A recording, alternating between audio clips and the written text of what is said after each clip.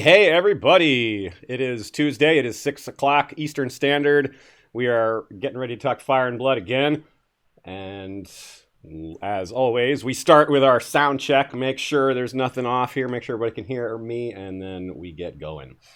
So far, so good. All right. So again, we're trying to make this a usual time. Hello and welcome to History of Westeros podcast. 6 o'clock every Tuesday. We do this. If you are on Eastern Standard Time in the U.S., that is. Otherwise, you're going to have to check your time zone to see what time it is. But we are trying to span the lives of several key characters this time, some of whom have important parallels to current Song of Ice and Fire characters. As always, that's the way we do it. Last week was more of a dive into possible plots and theories about the way the Winds of Winter will play out, things like that. This time we're doing more of a character analysis episode.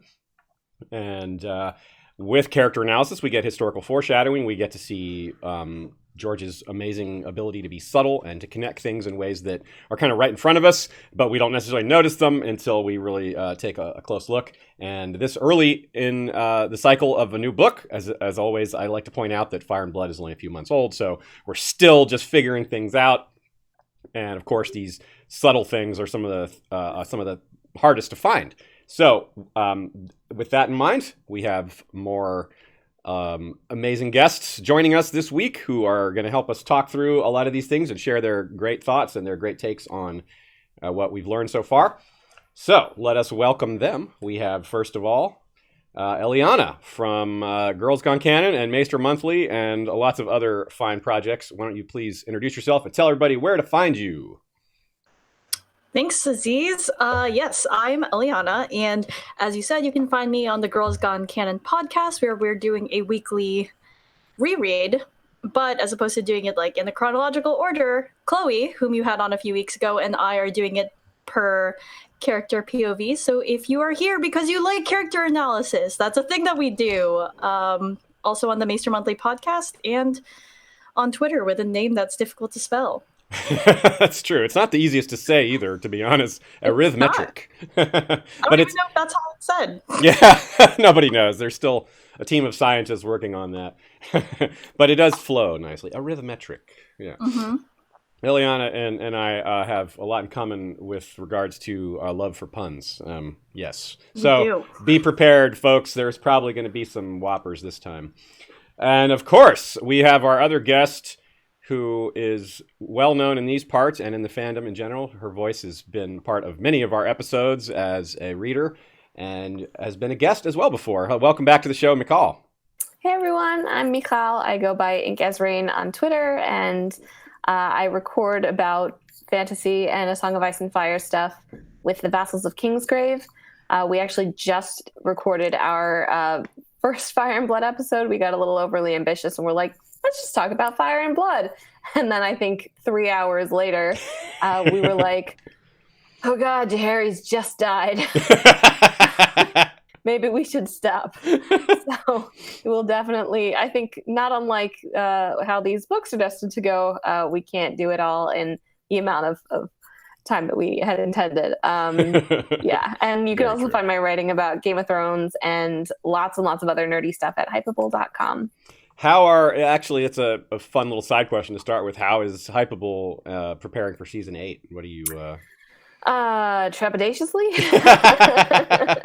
Right, yeah, it's a big thing just hurtling towards us all, isn't it? It really is. It's like I was actually like in a restaurant for no reason, and I was just like, oh my God, this is going to be the last season of Game of Thrones. That's huge. And I was like, you didn't realize this the rest of the time. Yeah, it's heavy. It's very heavy. I mean, we got the spinoff coming, but it's still like, that's just so different. You know, it's a whole nother thing. This is just its own huge, kind of unique thing for TV. I mean, we there's all these other fandoms that are so big, but they're mostly movie fandoms like Marvel and Harry Potter. And I mean, they're book also, but TV for a TV show. It's just, getting to do it every week. Anyway, but we'll cover the TV show when it comes around. We're not here to talk the TV show today, even though it's coming up pretty soon. We do have a couple of announcements, and one of those relates indirectly to the TV show. If you come to Ice and Fire Con this year, you will get to watch an episode of Game of Thrones at the con with us and all the other people who are there, because Ice and Fire Con takes place during Season 8. So that's pretty cool. You can use the code HISTORY to get $5 off your ticket purchase, and we hope to see you there. We're going to be on some panels.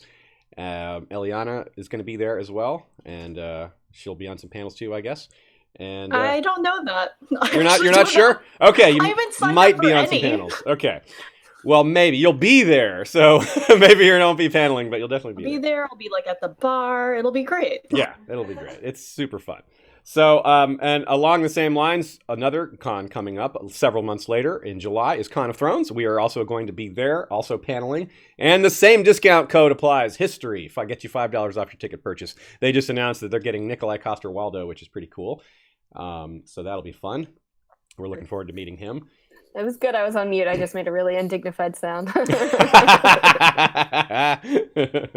So, if you are interested in going to either of those cons and aren't sure which one fits you better, a great place to discuss that is in our Facebook group. We have a lot of people who have been to both and who live in different parts of the country. There's a lot of factors: the timing, the money, the part of the country, who's going to be there, all that. So our Facebook group, historyofwesteros.com facebook.com/historyofwesteros is the Facebook group, and there's a lot of great discussions in there along lines of that, as well as theories and the usual stuff people talk about in the Game of Thrones Facebook group, theories and the upcoming season and Fire and Blood and all that good stuff. So let us talk about a few other things. We have, if you want to be notified on these live streams, YouTube, within the last year, changed a few things about how their notification system works. There's a little bell button by the subscribe button. It should be in the bottom right there if you're looking at the video screen. Click on that and you get better notifications for when these things start. But they're always Tuesday at 6 Eastern Standard, so that should help.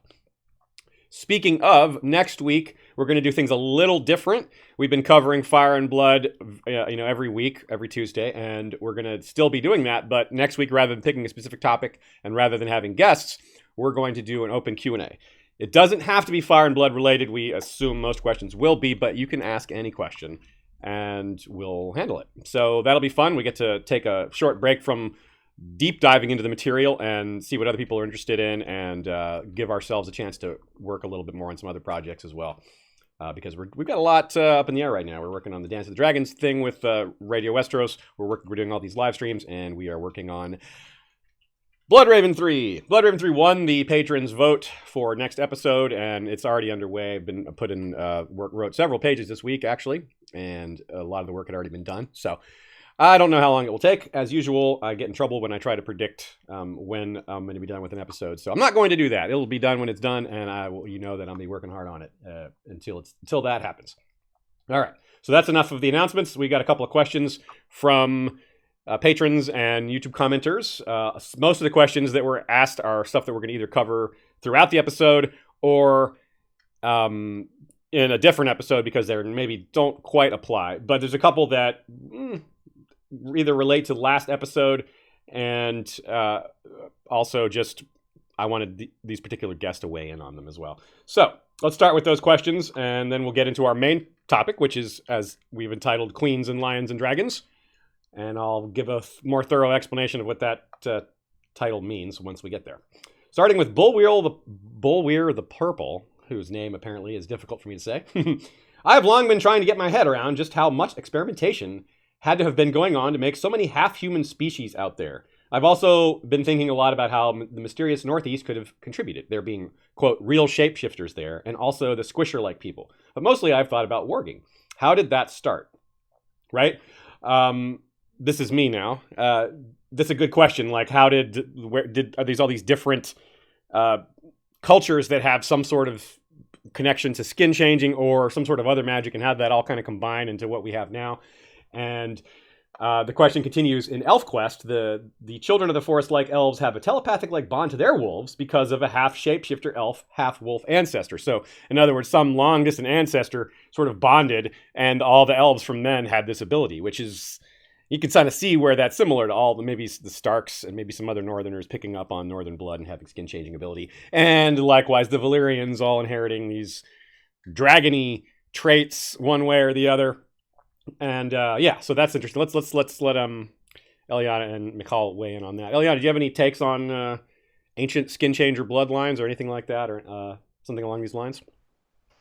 I got distracted by thinking about the squishers and the half-human species. I was like, they don't necessarily need to be half-human. Like, if you go back to a piece of mythology called the Super Mario Brothers live-action movie, they have an entire separate like race of people, but not people, that are, you know, like the dinosaur-esque humanoid species, and they're not humans. So that's one possibility I'm gonna just throw out there. But as for the skin changing, yeah, it seems similar. I'm not familiar with Elf Quest, but like that idea that it's something that was, I don't know, passed down through mating with the children of the forest, which is like really weird, I guess. I don't know. Yeah, how do they do that? Like, right, that's one thing we talked about in our Gargassos videos. Like, did they actually mate, or is it some sort of magical splicing? Like the others, when they turn a baby into one of them, like that's not mating, even though they say they sired half-human children. So I'm thinking that, like what you said, the logistics is not pleasant to consider anyway, and probably doesn't work out. Michal, what do you think? I think, well, I mean, I actually think wargs are just magical. Like that's it. Who knows? Maybe there was some interesting sex going on way back in the day. It's cold in the north. Who knows? But like, for the most part, I think that was just magic. As for, but I'm like very much on the like, yes, absolutely. Ancient Targaryens did genetic weirdness and possibly inseminated women with dragon stuff and all that wonderfulness. I just think, you know, they're called the blood of the dragon. Like, they're obviously technically dragons to some extent. So that's like my favorite thing, because it's so weird. Yeah, it is pretty weird. That's for sure.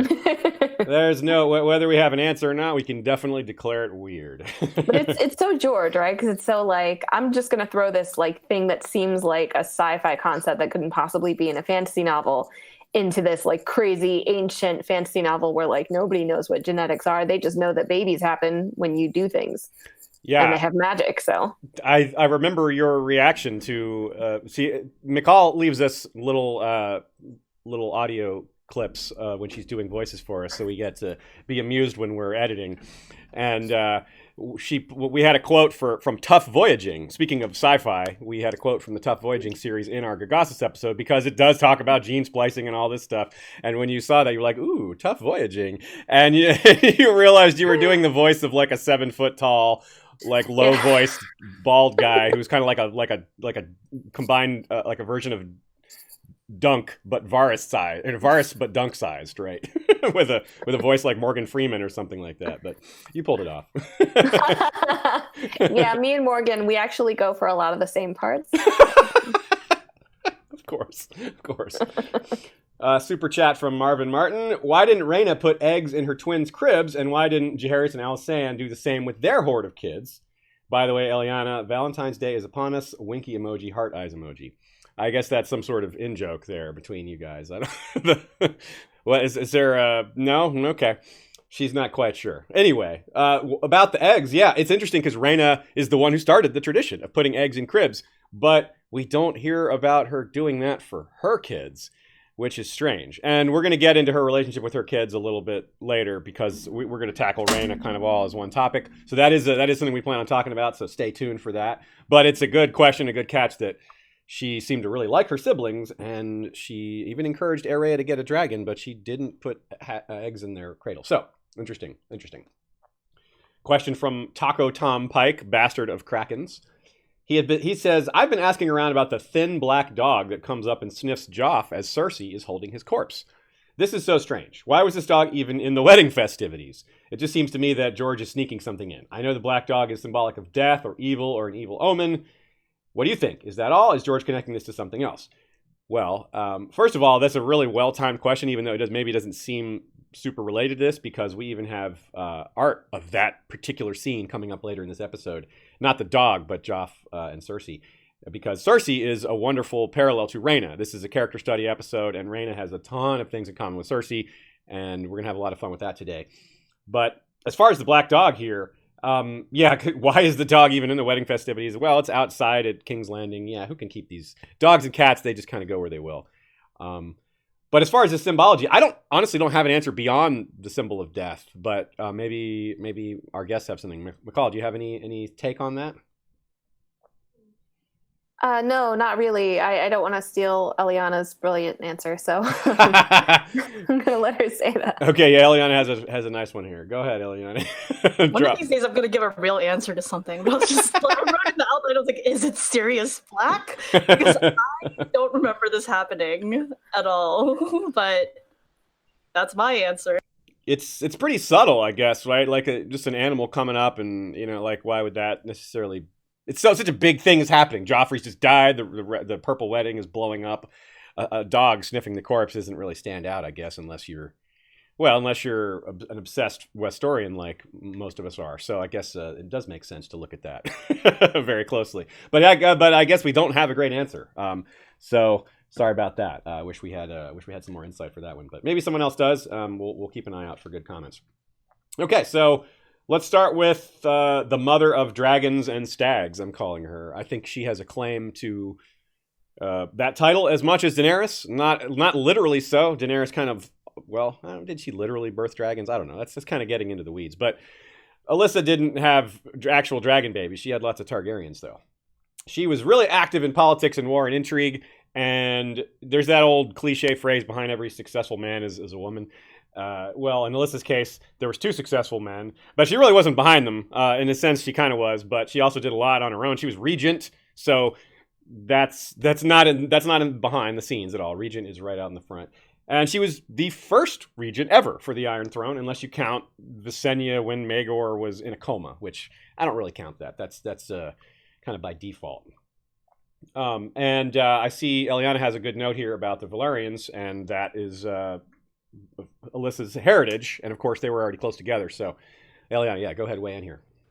Oh yeah, so I just thought it was interesting that Alyssa Valyrian is, I think, one of the first times that we hear this alliance through marriage between House Targaryen and House Valyrian. And of course, as we know, House Valyrian was already a trusted vassal of House Targaryen, coming over with them, like even a little before the Doom and following their lord to Dragonstone. But like Alyssa marrying into House Targaryen signals the rise, in my opinion, of the golden age of House Valyrian, which I think really peaks with Corlys Valyrian, and then a lot of that trade and stuff, which trade and merchant stuff is going to play a role obviously in the Winds of Winter, but House Valyrian also sees its power dwindle a little after the dance towards the end of this book. So interesting house. Yeah, I agree. They're pretty cool. They got a big history. And I think it's a great point you said about their bloodlines, because they're so close to the Targaryens. It's kind of like they're like the second line of dragon blood almost. When they don't have a brother or sister to marry, they're like, hey, well, let's check with the Valyrians, see what they got. They're the understudy Targaryens. That's a good way to put it. Yeah. And as for Alyssa herself, she's a perfect example of something that comes up a lot in Song of Ice and Fire, as much in the history stories as it does in the main series, which is you have a character who, if you zoom in on their story, it's really cool. But it's really hard to zoom in on because it's scattered throughout the novel or the history book or what have you. And so this is one of the things that I think is really fun when we get to take all these details about one character, put them together, and you get this whole new story. Like we've done this with so many other characters, like in our Blackfire series, Bittersteel and Bloodraven and all these guys. There are so many great characters that way, and in Fire and Blood, there's a lot more of them, and there's more attention paid to some of these female characters, which is great because that's just not that there weren't some before, but having more of them is great because we get different kind of stories out of it. So her life, Alyssa, is interspersed with Aenys and Maegor and Visenya, and they're constantly stealing the spotlight because they're bigger political actors for the most part, and they're riding dragons and killing people, and yeah, she's just not as fancy, but she's almost as important, and her story is just as interesting, I think. So I'm going to rattle off just some basic details, and then we'll start discussing her life. She's a daughter of Aethan Valerian, who is the Lord of the Tides, Master of Ships / Lord Admiral, and he's the great granddad to the Sea Snake. To Eliana's point about the golden age of the Valyrians, I think that's a very accurate way to look at it, and this would be sort of as the start of that. This you could see kind of the way it went from there to kind of trace the lineage down to the Sea Snake from there on. She marries Aenys at age 15. He was also age 15, and this was the year 22. And this leads to a whole bunch of firsts, which I think is cool. Like, as far as trivia, Alyssa Velaryon is full of great trivia. So let me get some takes from my guests on some of these firsts after I rattle them off here. She's the first ever princess because Visenya and Rhaenys were technically straight to queen. They were conquest, they're queens. No princess time. She was the first ever to marry a Targaryen post-conquest, whether a Targaryen or not, because Visenya and Aegon and Rhaenys were all married before the conquest. And then you have the first ever Targaryen royal wedding. Of course, that makes sense given it's the first marriage post-conquest. And again, Aegon and his sisters were already married. And she has the first royal grandchild, which is Rhaena, who also a big topic this episode. And Rhaena was named for Rhaenys. And it said that Aegon wept, which is probably in part to the reference to Rhaenys. And of course, we also get our first succession question because Rhaena's birth creates a little bit of friction there between who's next. Aenys is definitely first, but is Rhaena next, or is it Maegor?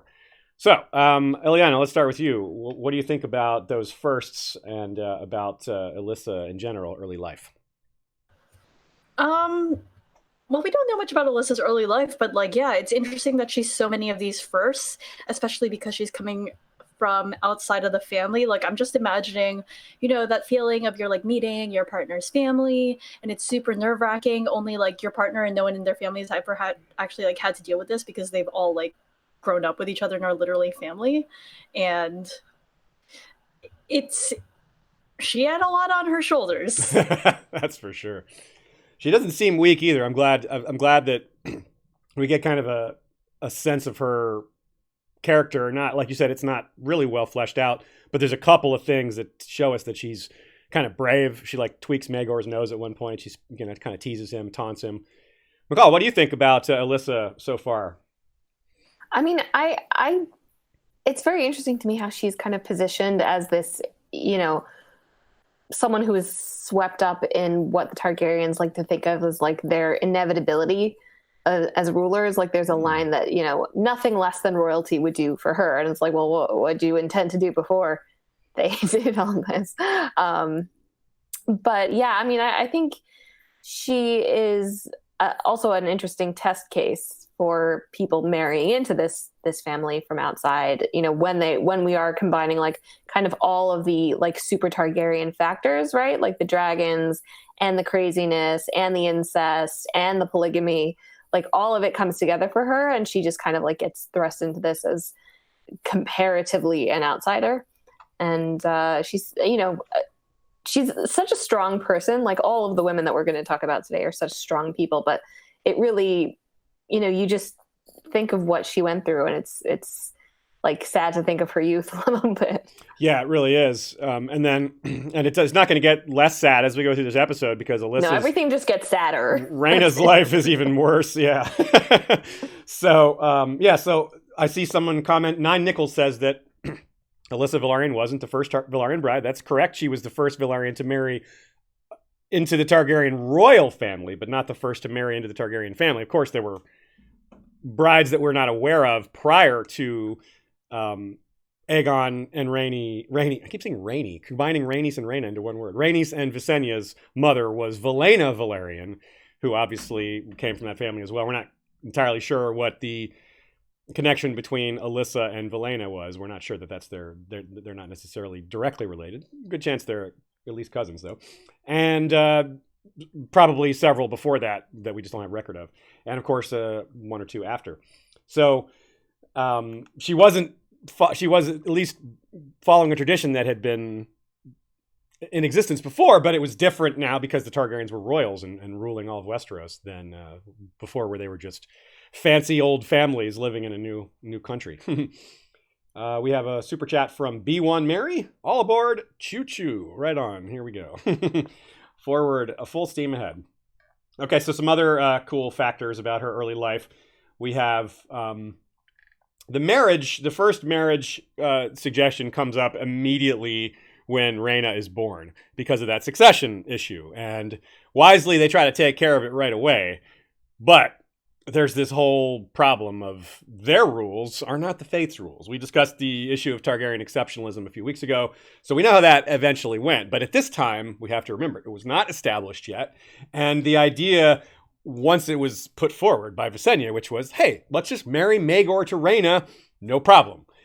That solves the succession issue. Well, Alyssa is like, no. And Aenys is like, no. And obviously the Faith is like, hell no. And so no one ever really solves this issue. In fact, it comes up later. As we know, Rhaena does eventually marry Maegor, not exactly by choice. But it temporarily is resolved because Aegon is born. And there's a boy born, and they say, oh, well, we'll just marry Aegon to Rhaena. That takes care of that. Doesn't solve the problem from Visenya's side, but at least it takes care of the problem as far as the realm goes. So I see we have some good takes from both our guests in this section, so let me turn it over to them. Eliana, you go first this time. Tell us about this marriage stuff and exceptionalism and succession. Yeah, I think that this was just an interesting political move for many reasons, because not only is it like, no, we're not going to marry our baby girl to that crazy ass uncle. He was crazy, all right? And so there's obviously a self-preservation aspect to it, because if they're marrying Rhaena to Aegon, it's obviously not solely for religious reasons or like to appeal to the Faith that they have refused that marriage. So it becomes a political move because it then clarifies Aegon and Alyssa's intent for succession, because there were, of course, questions about whether Rhaena or Maegor or Aegon were going to be the heir. But obviously the birth of Aegon clarifies, like, well, we have a male child from this male line, and that bumps Maegor a little bit. But by binding the two siblings, it does what Jaehaerys was hoping to do by wedding his eldest daughter Daenerys and Aemon as a way to deal with Alysanne's questions. But of course it doubles down and like bolsters this of like the throne passing through them and not crazy ass Maegor. That makes a lot of sense. Good take. Michal, what do you think? Yeah, this drives me crazy because it like really hammers home how dumb the whole idea of like depending on any gender for succession really is, because it's like they're like, okay, so we can't, because we had a girl, we can't automatically say, okay, it's automatically the firstborn son. But then they're like, oh, well, maybe we'll let the girl be the queen. We'll see what happens. And then Aegon comes along and they're like, oh, never mind, they could just get married. And like, you can't rely on having a daughter and a son and a son and a daughter. Like that's just as dumb as relying on having a son first.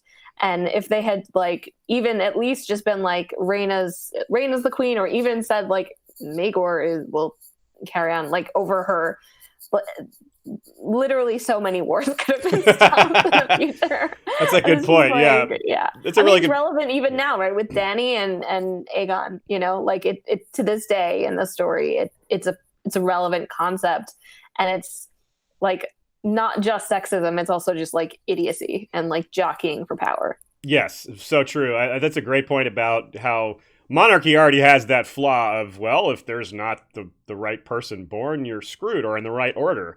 Yeah, you're right. The Targaryens just complicate that by saying we have to have a boy and a girl, and they have to be somewhat close in age, and they blah, blah, blah, blah. And then what if they don't get along? And then, what if they're like Daella and Vaegon, or one of those other matches that just went very poorly? At least they had the sense to not force it. But some of these cases, they just, this betrothal was made when Rhaena was, like 3, and Aegon was just born, so there's no way they could know whether they would get along. So that's just, you're right. They're really gambling on a lot with that. Super chat from the Prince that wasn't promised for the realm. Thank you, sir. We very appreciated. If you have any questions, always feel free to attach them to your super chats, but no need to do that if you just want to send a message. One amusing anecdote about that I mentioned briefly here a second ago that shows some of Alyssa's character is the way she talks to Maegor, and that, in fact, would speak very much to why she wouldn't want her kids or any of her kids to marry Maegor, because she grew up with him and knows that he's terrible. The example was she teased Maegor about not having a dragon.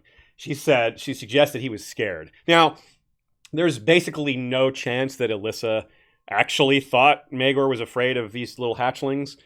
For one thing, they're in their late 20s, or at least mid-20s, which means they're not teenagers. That's important because they're not just like teenagers kind of like, throwing shade at each other. So, but the reason there's no way he's afraid of hatchlings is because by this point, he had already gone into battle several times and fought pirates and went hunting a guy named the Giant of the Trident and killed him. So he's clearly not afraid of a hatchling, I don't think. So I think she was trolling him. You guys agree? Do you think she was just trying to like take a stab at him or just make him look weak or something like that? How do you interpret this little episode? Excuse me, Michal, I'll start with you this time. Yeah, I tend to think that she is A, being a troll, but B, also like how's that gonna land? Like, for example, saying that to Aenys had he not had a dragon. Like, all right, maybe there's some truth in it, but like you're bringing Maegor down to that it's BS, but to that level when you suggest such a thing, and pretty brave of her to do that since he's a total crazy person. Yeah, right? Yeah, I think that's important to note. Yeah, she's just not afraid to talk to him like that. What do you think, Eliana? Yes, she's trolling him.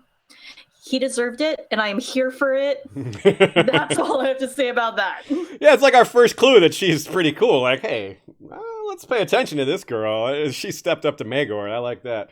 By the way, we haven't commented on Eliana's very cool chalkboard background, but did you draw that yourself?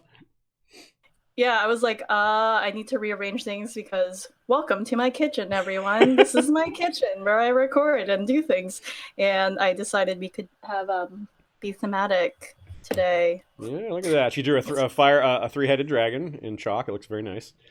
And then wrote Fire and Blood. Of course, I'm saying this for the listeners who are not able to see it.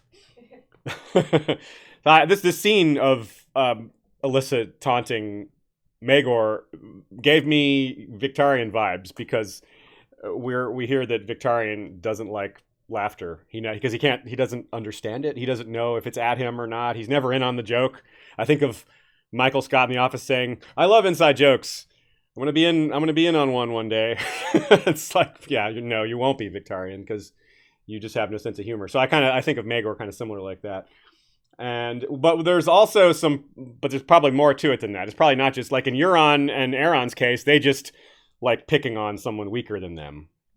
But in Alyssa's case, I don't think she really saw Maegor as weaker than her. She probably just didn't like him. Like, just imagine growing up with that guy. Like, it's easy to see that. Like, yeah, like that's not a stretch at all. Who would want to live with that dude? And given things that come up later, it's only going to get worse. An interesting question I have, though, it's harder to tell, and I wonder what our guests think of this too. Is wonder how Alyssa got along with Visenya. They're kind of in a similar sort of spot. Like Rhaenys is long dead, so she's not this other powerful person hanging out. But Alyssa's the queen, and Visenya was the former queen and part of the Conqueror's regime, and she has Vhagar, and she's just got all this political clout.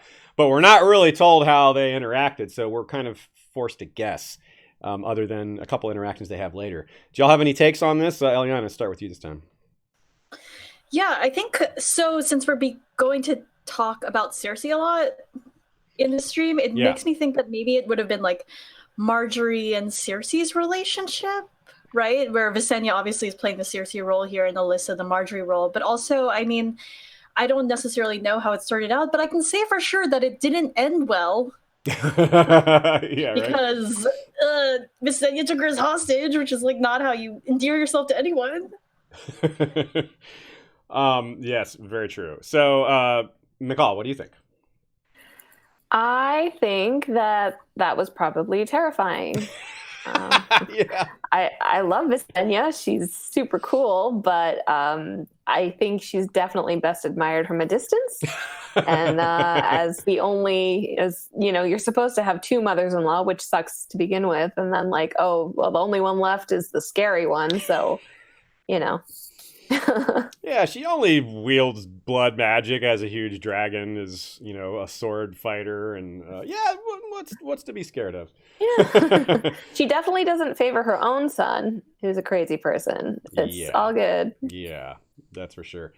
So in 33, the year 33, Alyssa and Aenys go on a royal progress, kind of taking Aegon's place. Aegon the Conqueror had been doing all these progresses, but as he got older, he decided it would be wiser for his heir to do it. And at one point, they go to Storm's End during this progress, which I think is interesting because Alyssa would have met Rhaegar at that point. You wonder what she would have thought of him then. Eventually she marries him. And we can hold our main thoughts on Rhaegar, because obviously there's a lot of bad things to say about Rhaegar. But that at this point, he probably wasn't so bad yet. I wonder if Alyssa would later regret liking him here. Presumably she had some positive thoughts about him at this point when he was only 20. But then it went bad. You have to wonder how their relationship went early on, and how that would have connected to them coming together later. I see Michal had the 2 thumbs down for Rhaegar. I totally agree. Give us some early thoughts on Rhaegar and Alyssa here while we're at it, Michal. I mean, I'm sure he was very charming. He seems like the type of person who can put on a good show. Luckily, he obviously wasn't interested in her at that point, at least not deeply, because then he would have thrown a tantrum. And, Rhaegar has to get what Rhaegar wants. That's so true. I'm not a fan of that guy. No, I don't think many people are. Yeah. Eliana probably is going to agree that he's not a good dude. He's not a great dude. He sucks. He's interesting, all right? Like George tries to play him off as like valiant because of his, I don't know, prowess and fighting, but I'm like, but he's like mean anyway. Yeah. But they must have gotten along well enough here at the beginning for him to have come to her aid later. So yeah, I agree. There has to be. That's kind of what I was getting at. There has to be a little something positive. It had to be something good to start with, or it would have been probably worse during later, or there would have been some sort of rumbling about it. Because Alyssa was, as we are seeing here, rather, she's not meek. She has some power, and she's willing to speak out. So if she didn't want to marry Rhaegar, we probably would have heard about it. But anyway, we're a little ahead of ourselves with that, because this marriage comes quite a bit later. And let's see, she starts having lots of kids. That's one of the reasons I want to say she's a mother of dragons and stags, because she also has Rhaegar's kids later. But let's go through this real quick. Age 20, or a year after getting married, she has Rhaena. Then she has Aegon 3 years after that. Then Viserys 3 years after that. 5 years after that, Jaehaerys. 2 years after that, Alysanne. And then 1 year after that, Aenys is crowned. So she has 5 kids before they take the throne. And then another child 2 years later, Vaela, but Vaela died in the cradle. She's going to end up having a total of 8 children, and unlike Alysanne, she didn't outlive most of them, which is nice. She only outlived 3 of them, which sounds awful. 3 of her kids died, and that's like, hey, that's not so bad. It sounds so terrible, but really, that's not so bad given the standards. So yeah, harsh but true. That's just a weird question in general. Just like thinking about how women in this era just would have to be expected to, some of my sons are probably going to die in war someday. Whereas modern families face that far less, not in some places, that's still a very real fear, but a lot less common. Let's get y'all's takes on just what that has to be like and how difficult that would be and how people might deal with that in general. Eliana, let's start with you. Sorry, I was unmuting myself. That's a tough question there. I know. I'm sorry for that. Yeah, like dealing with the deaths of children. Yeah, yeah. I mean, or like your own children, right? Yeah, I want to get into it a little more later, but it seems like, I don't know that it's ever easy, and I like that this is explored much more through Jaehaerys and Alysanne's storyline. Like, I think people take it for granted, like they think that, oh, because there's a high infant mortality rate, it would hurt less, but I don't think it hurts any less. And yeah, that whole idea is explored very much in their storyline. Yeah. What do you think, Michal? Oh yeah, I think the Maesters think it hurts less. There's a line when one of Alysanne's daughters dies or sons dies. It's like, as usual, the queen took the loss of the child hard. It's like, no shit. But yeah, I mean, I think that this is also, again, part of the themes that are still extremely resonant. Like the loss of children drives everything that not everything, a lot of things that Catelyn and Cersei do. It's a threat that is wagered against most of the characters, honestly, including, Elia, down in Dorne is like, no more of this, please. And everybody's like, shut up. And Ned. Yeah. It's such a huge driving factor for Ned and like the early storyline in a Game of Thrones. Mm-hmm. And the reality of dying in childbirth aside, there is a lot of childbirth death in Fire and Blood, and it's addressed in some ways, but just rather than addressing it as a realistic thing or not, I just want to point out in terms of this topic of the emotional difficulty, imagine that too. Not only are you like, oh, I'm going to lose half my kids probably during my lifetime because that's just how it is, and then you add on to that, oh, I might die because I just got pregnant, right? Like, that's just, good Lord. That's just the level of toughness you have to have just to exist in this type of world is just so much higher. And people like Rogar just don't seem to understand it, right? Later, that comes up pretty big. They don't know how to contextualize that. And but speaking back to something we mentioned a minute before, I want to mention, even though Cersei and Rhaena seems to be a stronger parallel, Alyssa meeting Rogar early on gives me some Cersei Robert vibes. When Cersei saw Robert from afar, she's like, oh yeah, everybody wanted him when he was 18 and nobody knew better. He was just this tall, hot guy that was charismatic and badass and, Lord of Storm's End. Like, yeah, who wouldn't want him? And I'm kind of guessing Rogar may have had some of those vibes, because a lot of Rogar sounds like Robert before people realized he was, well, what he was. Okay, I do have to note, though, George is not very creative when it comes to Baratheon men. Across the history, it's kind of like, oh, look, it's Robert. Oh, look, it's Robert. Oh, look, it's Robert. That's very true. This one had an axe instead of a hammer. Whoa, good job, George. Is the dichotomy between Aenys and Aenys and Rogar / some people say Roger, and I was like, whoa, mind blown. It could be Roger. Anyways, Aenys and Rogar are supposed to be like that between Rhaegar and Robert. Yeah, that's true. Here's another question. Oh, here we go. This one's directed at Eliana. Super chat from Thomas Pappas. Question for Eliana. In perhaps the greatest acquisition in the A Song of Ice and Fire content world, A Song of Ice and Fire subreddit was able to sign History of Westeros mod all-star Laura Brandos. Can we expect to hear her on Maester Monthly? Well, I think that you can ask Laura in the chat yourself. I believe she's in there, and that's honestly up to her. Cool. Well, yeah, we do. Laura, shout out to Laura. She is one of our mods in our Facebook group, and she does a great job. And also, we've gotten to meet her in person, so lovely person as well. Okay, well, we have. It's that time. Aker Frey has arrived with his challenge. I was letting people off easy last week. I was told that it's too easy if I let people only say it once, so we're gonna have to go 3 times. So, Michal, you get to start as resident History of Westeros voiceover person. You get to start. You get to say Irish wristwatch thrice. We'll go thrice. Irish wristwatch. Irish wristwatch. Irish wristwatch. Irish wrist. She didn't make any mistakes, but she couldn't help but laugh and switch to British. So that's still everything's better in British. Yes. Okay, Eliana, now you are on the spot. Damn, dude, I thought I only had to do this once and it was hazing, but apparently this is a thing every time now. All right, just comes up. I know you've had to do it before, but now you've had practice, so. Okay. Irish wristwatch, Irish wristwatch, Irish wristwatch. I'm gonna just lean in. You sounded like someone who's like, you go to a place, an Irish venue where the proprietor will wash your wrist for you. Irish wrist wash. Sounds like some good ass service. Yeah, they use Irish. That soap. What's the Irish Spring? What is that stuff called? Oh, I do like the scent of the Irish soap. Actually, it's very light and fresh. That's right. So now imagine your wrist smelling that way all the time. I just love the way the Irish smell.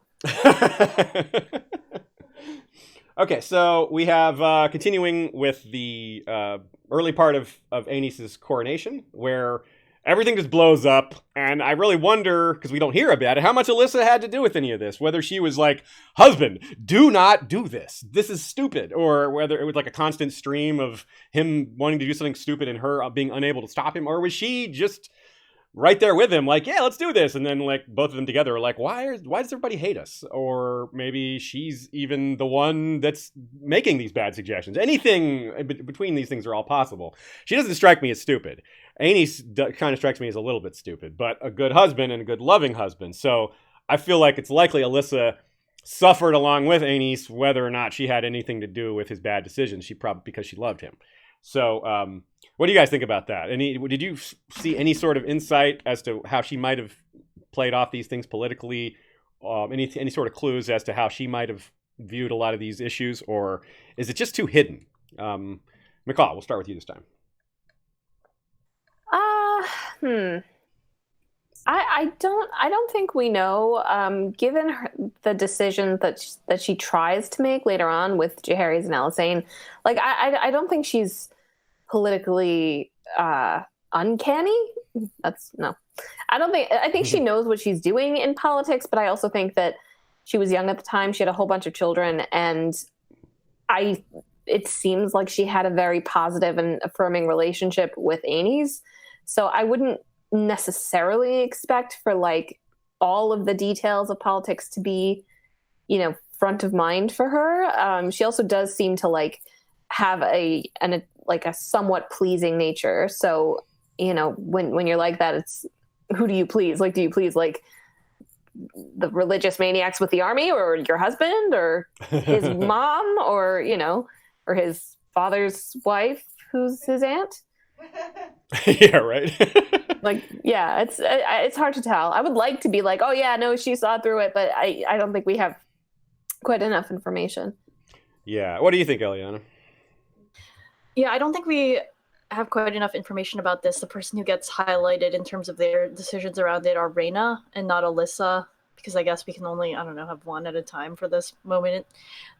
So I honestly don't know if I can have an opinion really on what Alyssa would have done at this point. Yeah, it is hard to say. I was kind of fishing there. I didn't expect anyone to have a really solid answer to that one. I mean, I couldn't find much, but there's always a chance you all thought of something that caught something that I didn't. So worth asking. Now, as far as the incest issue, this is really interesting too, because Alyssa, as Michal, as you said, she didn't want Jaehaerys and Alysanne to marry, not because of the incest, because she thought it was gross, but because of the faith and the people, the religious reaction to it all.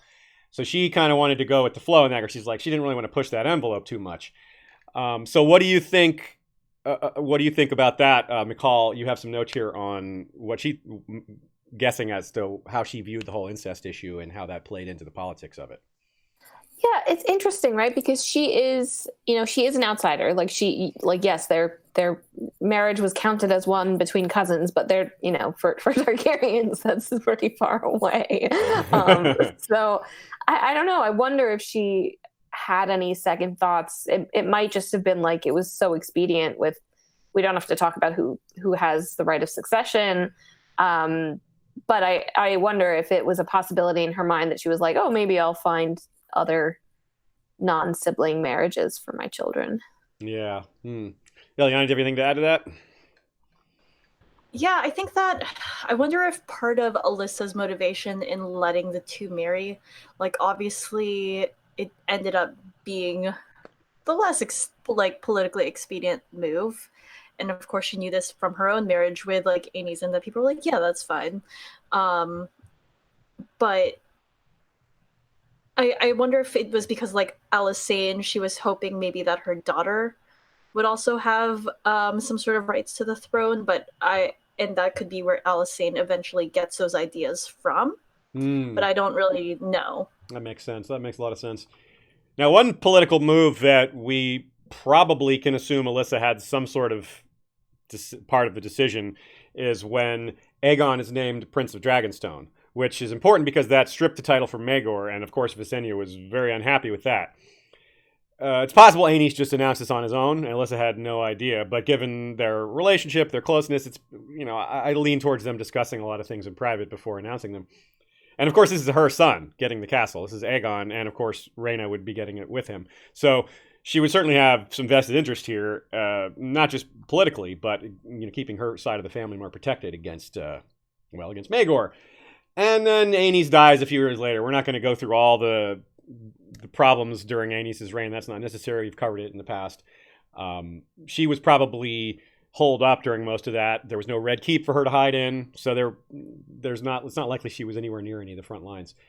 But when he did die, she sang a dirge, which is kind of interesting. It's a sweet thing to hear that she sang for him. I guess she had a good voice. She was musical.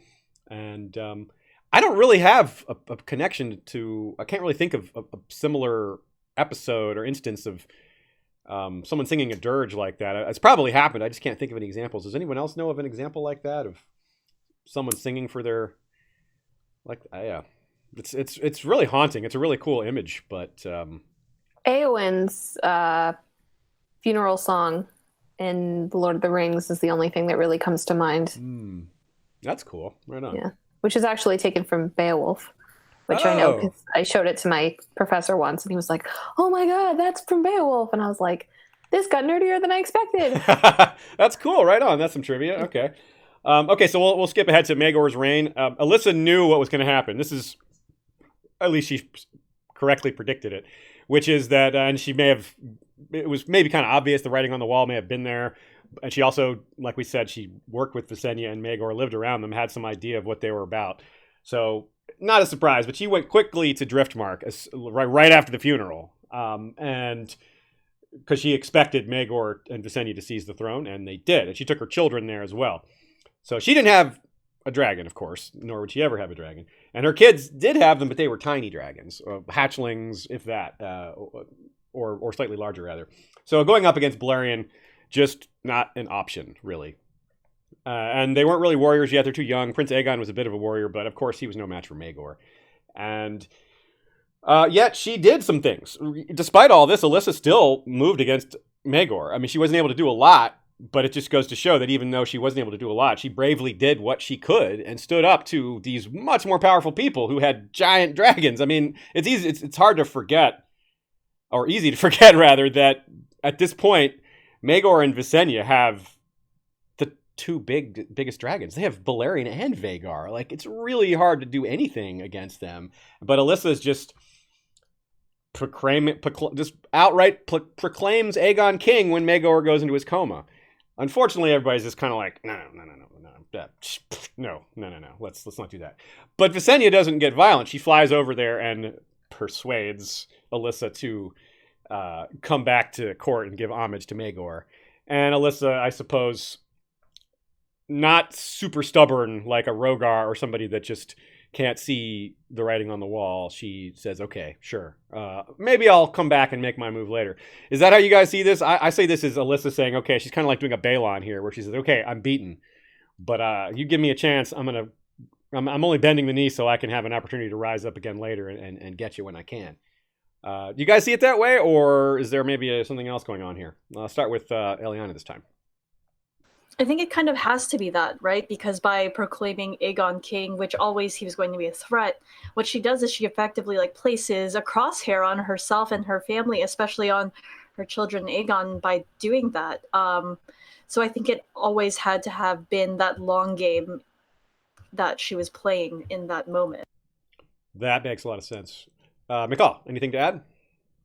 Yeah, no, I agree. I think it was as much politics as she could play at that point. And obviously the location of her children plays into things as well. But it's hard to know, like when you are up against someone like Visenya in close quarters and she flew there on a huge dragon. In one sense, she almost has nothing to lose, because if Alyssa, she's like, look, I'm not really that big a threat. Look, they have these huge ass dragons. If they want to kill me, they can just do so at any time.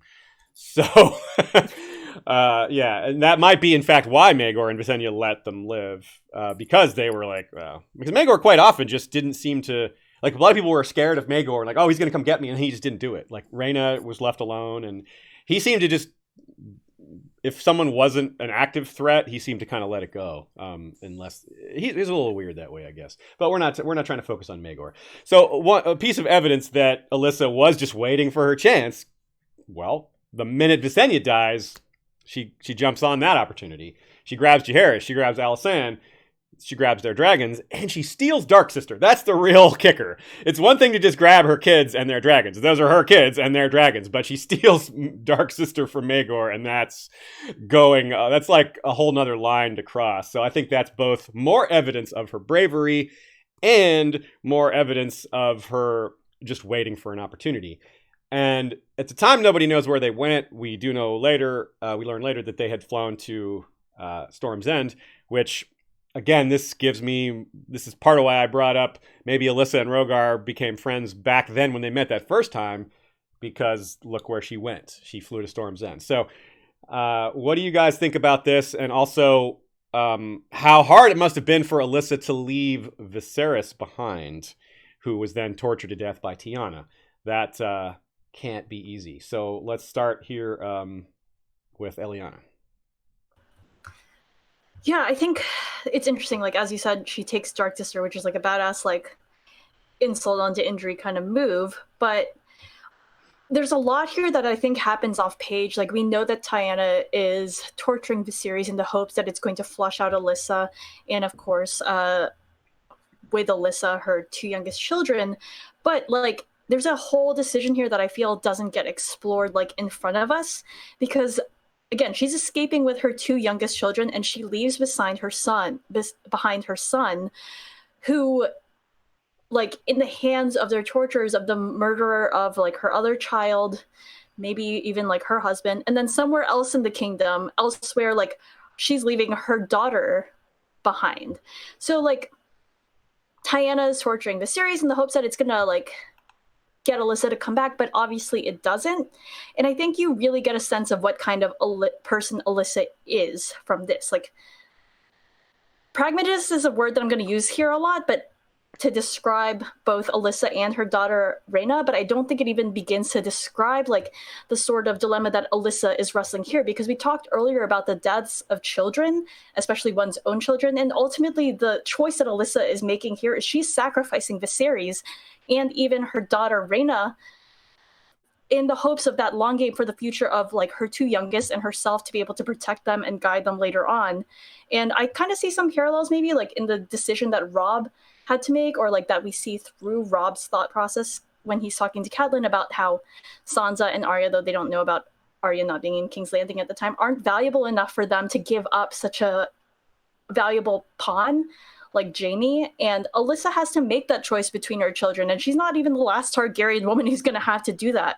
So I kind of wonder to what extent, like, that paints, like, such a cold, like, hard picture of Alyssa, but it also makes me wonder to what extent this knowledge affects Rhaena's ability, knowing that all happened, to become close with her mother. No one has the harder choice than which is it? Spacing out on Aegon II's wife when during the blood and cheese incident, when she's literally forced in front of herself to make a decision between two of her kids. But this is that sort of thing from a distance. This is that same kind of idea. She's like, I can save two of my kids, probably going to cost the third one his life. But if I don't, they may all three die. So yeah, that's a horrible decision. But you're right. It almost has to come down to pragmatics in some case, because that's really all she has. Michal, let's get your take on this as well. Yeah, to me, this is a lot of where I see the very strong Catelyn parallels. There's that whole idea of sacrificing and sacrificing and sacrificing for, power and for the power of your children and your children's rights. That's something that runs very heavily through Catelyn's point of view. And obviously, when she leaves her two youngest children, she thinks that they're safe. And that it's hard to know almost what's worse, right? Is it worse leaving your son in a place that is very dangerous, or is it worse, like, leaving them in a place you think they're safe and then they get murdered, apparently? But I think that is something that all this is really highlighting for me, is, like, the fact that these women throughout Westeros, like, have to make these choices that are kind of not given the weight of, like, you know, man's decision is like, should I go to war? And we get history books about that. A woman's decision is like, should I have a baby and maybe die, or maybe watch it die, or if I'm lucky, it won't die for another couple of years, you know, and like it's you know, or if I'm super lucky, it won't kill any of my other kids. Yeah, So it's, you know, it's interesting to me, like, just looking at it from almost like a meta perspective on the way George writes this. Like, this stuff is not it's not the surface level of the story, but it's definitely there and readable into it. And I find it really, I mean, there's no answer, right? Like, nobody has a happy ending. Rhaena doesn't have a happy ending. Alyssa doesn't have a happy ending. And even Alysanne doesn't have a happy ending. No, that's true. He watching, what is it, 10 of her kids died, and then Jaehaerys like saw that. 11 of them die? Yeah, one more. Yeah. Yeah, pretty bad. And yeah, that's a really well said on both y'all's parts there. And looking at it from the other way, right? You brought up Rhaena, and if we look at Viserys probably, when he was being tortured to death, you wonder what he was thinking, other than, boy, this is awful. But Rhaena would have also had this perspective. Because later she's going to say, why did my mother back my younger siblings and not me? And why did my mother let sacrifice our brother to die? You know, so she's got this much different, you can see why we're going to get into their estrangement later, but some of the seeds are right here. Rhaena wasn't faced with the decision that Alyssa was, but she was still had to face the consequences of it. And as much as her mother may have made the right decision, that doesn't mean it was, part of that decision was, I'm maybe destroying my relationship with my other kids by saving these two. So it's just awful. Yeah, there's no good there. I mean, which is also similar to Catelyn and freeing Jaime, right? Because at that point, she knows that she's wrecked her relationship with her son, who she's devoted the past like 3 years of her life to keeping alive, and it's so sad. It's right. She's like, maybe I can eventually repair this relationship, but at least he'll be alive. Yeah, and these other two are going to be dead, you know? So it's really, it's awful. It's just a tough, we mentioned that George R. R. Martin is a sadist. He's so creative with how he does it too, right? It isn't all just Maegor and Tiana. It's this other, like, insane, harsh decisions. Yeah, there's that human heart in conflict with itself. Yeah. I was going to say, it's interesting that you brought up Balon Greyjoy earlier regarding, like, the Greyjoy Rebellion and him biding his time, maybe, because, like, maybe that's also what Alyssa's doing here. Or, like, you can see some parallels there too, because Balon effectively is like, well, R.I.P. my youngest son Theon. He's a Stark now. Everything's going into my daughter Asha, and she's got it all, and we're just going to launch this rebellion. Like, maybe he'll die as a hostage, maybe not. It's true. That's a very good point. I didn't even think of the extension of that. That's really good. There's more parallels there than I realized. Okay, so I think you actually meant Balon's thinking my son Asha, because I'm still not convinced he's aware that she's a girl. My lady Asha. Yeah. So we have, once Maegor's regime collapses, no one backs him. Rhaegar bravely then enters the war, finally, declares for Jaehaerys, and then Maegor is gone. We don't need to go through all that process. Maegor is gone soon after. And Alyssa's political moves are pretty important here, right, Eliana? You got some great notes here, and we have a good quote here that let's have Michal read that. Alyssa's political moves. Michal, go ahead. Read the quote, and then Eliana weigh in with the your takes. Where are we? Oh, here, I'll put my cursor right. Click on my face. There you go. Yeah? Yeah. Okay. Though their ranks included seasoned commanders and puissant knights, no great lords had rallied to Prince Aegon's cause, but Queen Tiana, mistress of whisperers, wrote to warn Maegor that Storm's End, the Eyrie, Winterfell, and Casterly Rock had all been in secret communication with his brother's widowed queen, Alyssa. Before declaring for the Prince of Dragonstone, they wished to be convinced he might prevail. Prince Aegon required a victory. Yeah.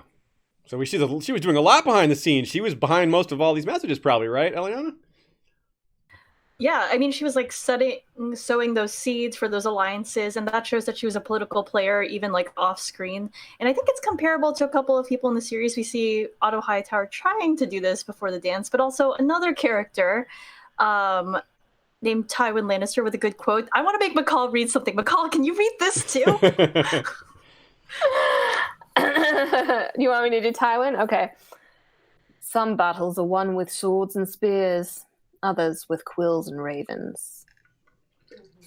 Thanks for doing this for me. I was like, I want to do this too. And so we get back into the fallout of Maegor's regime. We see how Alyssa feels about the people that supported Maegor, and we were wondering how she felt about leaving Viserys. Well, she seems to be, she might be internalizing some of it, but she's clearly putting the blame elsewhere as much as possible, at least outwardly, which is good because we don't need her to be too traumatized by it. Here's another quote. We had like no quotes for a while, and now we have a whole bunch. So Michal, please continue. The Viserys quote. Yeah. When my boy Viserys was tortured and slain, these men stood by silently and spoke no word of protest, she said. Why should we listen to them now?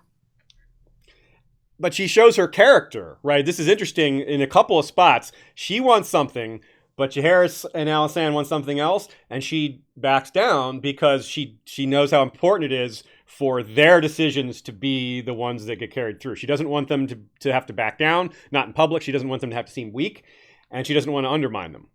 So that's really, really big. Eliana, I see you've got some great takes here, so fire away. Well, a lot of these great takes are inspired by things that Michal was saying earlier in some notes in this document that we have here, everyone. And like, I think that what happens here, it's such a great example of what like Michal was saying about Alyssa paralleling Catelyn. Both of them, of course, are widows, and both of them are mothers of kings. And Alyssa bows out of this decision because she doesn't want her son to see weakened by his mother's protests. Like how Catelyn is like, oh, I'm not going to say anything, even though I disagree with Robb, because I don't want him to seem weak, being chastised by his mother in front of all of these men. So both of them show that they have this great understanding of pomp and like what it means to perform politics. That so much of politics is in fact performance. And for Catelyn, it's a lot of that is out of prudence. But for Alyssa, she cites it from experience of how weakness and that idea seeming weak was the downfall of her husband.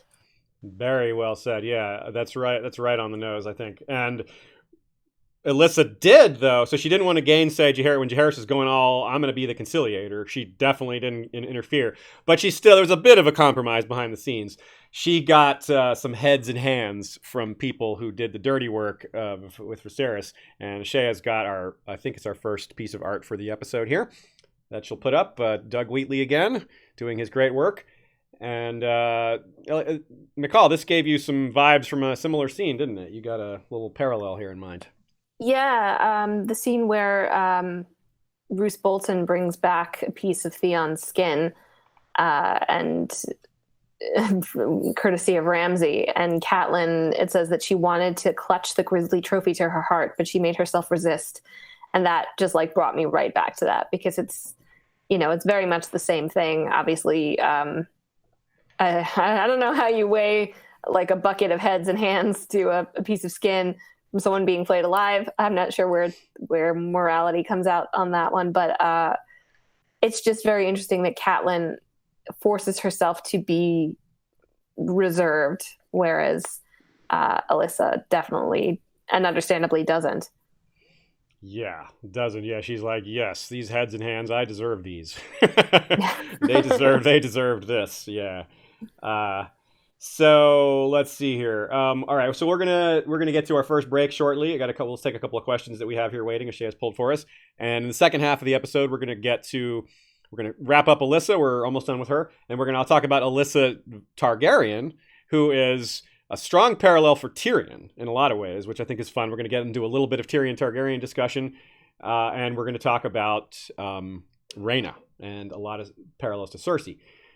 But first, another super chat from Acre Frey. He says, if any of you ever feel down when you have a bad day, remember that you are fantastic, lovely, and are thoroughly appreciated, and this includes Shea.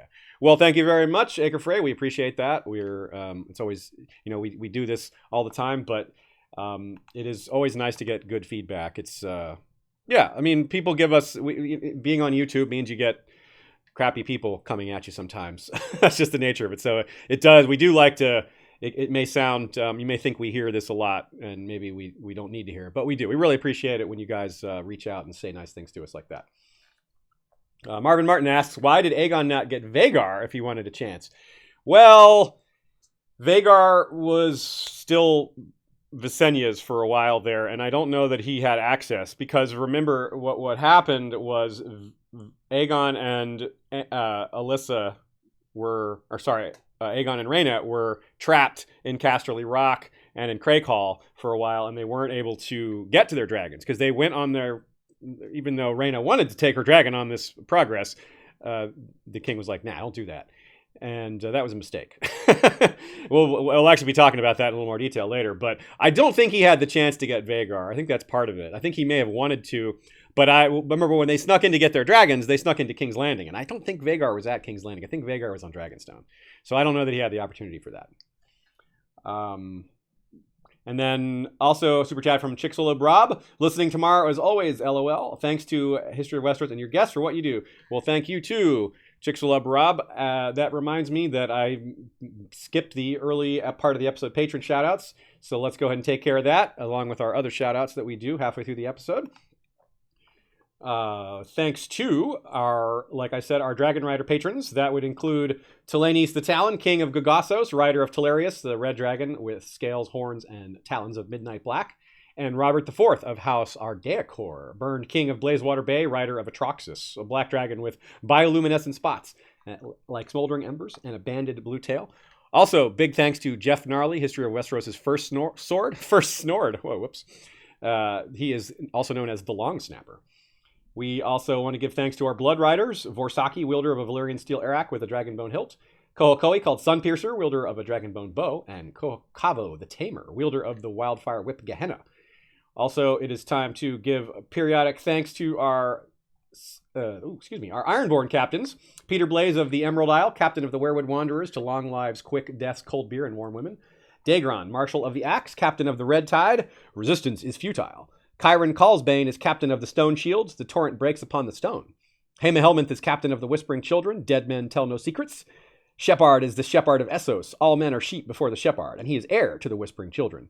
Lady Lajara Dajo is the Iron Lily, master archer, castellan of the Summer Island Keep Arboreal Point, captain of the all-female Wailing Widows. Motto, women and children first. Cody the Crimson is Bastard of Bracken, captain of the Red Waste Exiles and recruiter of the Free Folk. Cameron the Hammer of Hornwood is captain of the English Lions with the motto, honor is the reward of virtue. Lord Brandon Brewer of Castle Blackrune is captain of the Shadow Wolves, our steel is cold, our vengeance colder. Black Alex Sand is the Bastard of Spears, leader of the Bermuda Vanguard, and Al Iskander of Yeti is captain of the Blazing Sabers. Do not go gently into this long night. As a reminder, you can get Fire and Blood on audiobook through audible.com. Go to historyofwesteros.com, click on the Audible link on the right sidebar there, and you can get 2 free downloads, even if you don't decide to subscribe to Audible at the full price. You can get them for free and keep them, even if you decide not to keep it. So you can effectively pay nothing and get 2 free downloads of audiobooks. Not a bad deal at all. Okay, I think that is the only other mid-roll announcements I had, other than wanting to remind you all that next week's episode is Q&A, so prepare your questions. It doesn't have to be Fire and Blood related, though I would expect most of the questions will be. And also, I want to remind you all that we have 3 bonus episodes available for patrons. That is 2 different chapter reviews, me covering the Feast for Crows prologue, me covering the Dance with Dragons epilogue, and a full scripted episode on Gogossos, which we call Gogossos City of Blood Magic, which talks a lot about some of that genetic splicing stuff on both the fire and ice sides, as well as a lot of fun history on a creepy, crazy city that has a lot of fun parallels to the modern story. All right. Let's move back into it. Let's talk about the Regency of Elissa real quick. I thought it was super important, her role in the Tower of Joy, the new Tower of Joy episode. It looked like you had these just... Imagine if there had been some smart person, maybe a woman, who would allow cooler heads to prevail at the quote-unquote real Tower of Joy with Ned and Arthur and them. Like, they really didn't have to kill each other. And that's what was probably going to happen here with Jaehaerys and Alysanne and their standoff with Rhaegar if Alyssa wasn't like, no, all right, they beat us. They've outmaneuvered us. We have to admit defeat here. We're not going to just attack my kids. That's just, they've outmaneuvered us. That's it. But Rhaegar's like, nah, I don't know. I think we got to attack them. So, perfect example of just someone being way smarter than everyone else present, basically. So this is another thing about Alyssa's character that I really appreciate. And just to jump in there, it's very interesting to me that this is maybe not the only, but the first time that we've seen a woman's attempt at saying like, hey, enough people have died, you don't have to kill all these other people, actually work. Catelyn has that speech. Elia has that speech. Elia? Elia. Elia saying. Yeah. It's something that George likes to go back to, and it so far has not worked until, well, it, I guess worked way in the past, but it's an interesting parallel. Very true. That's a really good take. Yeah, I guess Catelyn wasn't a regent, and all these other characters don't have the political power of Alyssa, but it's still, they were right. Just because they didn't have the political power to enforce that, to push that decision, it doesn't mean they weren't right, because I agree with you. They were right. Also interesting with the political machinations we talked about before, with her sending all these letters. It's also suggested that she may have been the one who had Septon Moon murdered, which is pretty interesting. Eliana, do you have thoughts on that or on the Tower of Joy scene? Yeah, for the Tower of Joy scene, I think that we have a slight difference, right? Because here, obviously, Alyssa's right, just as Ilaria was right, and Catelyn. Yeah, we said right. Elia. It was Ilaria. Brain fart. It's like whatever. It's similar roots of names, but yeah, they were right. But the thing is, Alyssa here is able to enforce a decision like that because here she's wielding a little more power than Rhaegar is. Like, sure, Rhaegar has more power, maybe physically, individually, but Alyssa is speaking with the voice of being a Valyrian, and with that, a Valyrian. I mean, so Rhaegar, of course, has that blood too, but of the throne. So when she says, we're not gonna kill my kids, she actually can back something like that up.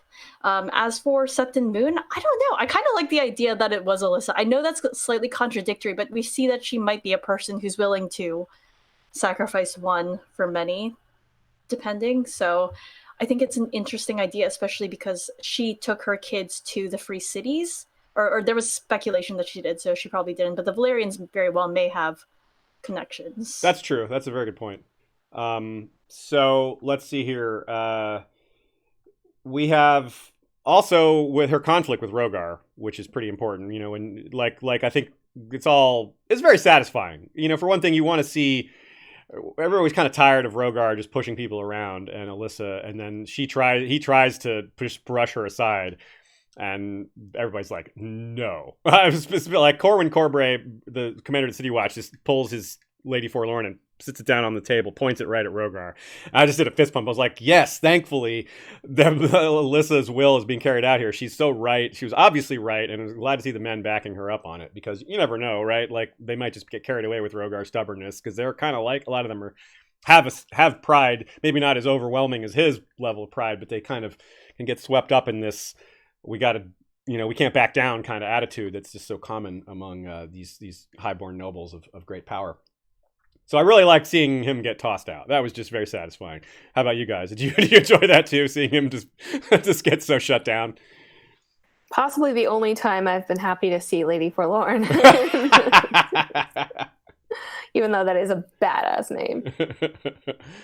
What do you think, Eliana? Yeah, I mean, like, the heavens parted, and then, like, this whole marching band came out and started, like, playing, and everyone was just screaming and yelling and shouting. It was amazing. It was brilliant. So, then she kind of fades away from political life once Jaehaerys ascends. She doesn't have a whole lot to do with politics at that point on, which she may have been quite sick of politics by that point. Plus, Jaehaerys and Alysanne were doing such a fantastic job. It's not like she probably could just say, whew, all right, my kids are doing great. What do I need to get involved for? If they need me, I'll be here. So she was kind of semi-retired, but then Yeah, Stephen Atwell brought up a point about her and Moonty later, which I think is an interesting point. Like, why didn't she stop her own pregnancy, given that it was potentially a risk? So, Michal, you had a take on that. Do you want to weigh in on that question? I mean, it's almost, yeah. I'm just curious, like, why? I don't know if George was just, not thinking, or, I mean, again, we're kind of working on like the bare outline that you get on.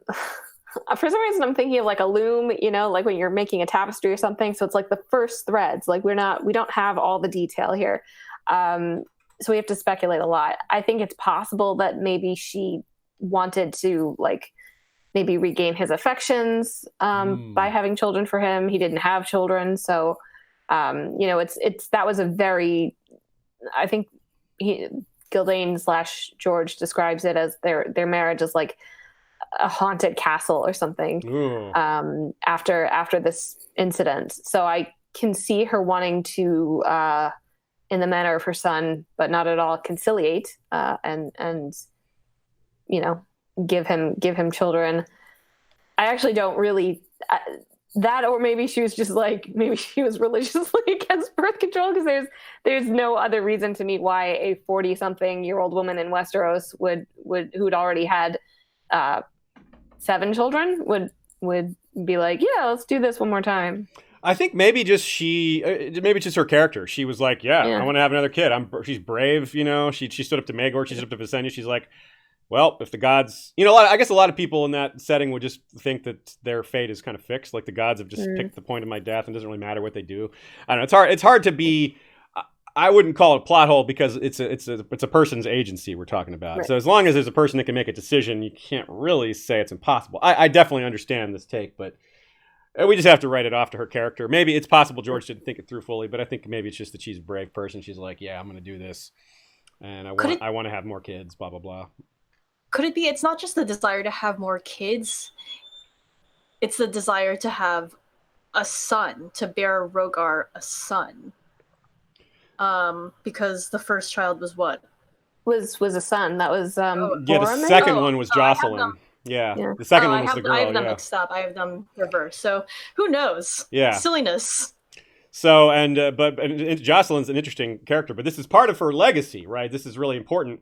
She had 8 children, and her descendants inherited the Iron Throne and Storm's End. Well, probably Storm's End, because we don't actually have. There's a break after Rogar's descendant. We're not really sure where it goes after that. So probably their descendants. So that's pretty cool. She's the mother of stags. That's why I'm calling her the mother of stags and dragons. Like her descendants got both. That's really cool. Even after Aerys was overthrown, she could still say that, because Robert Baratheon is as much her descendant as the Mad King. So she's just like, yep, my kids are still on the throne, no matter what. Is that, you would know this, Aziz, is that where the Baratheons derive the claim from?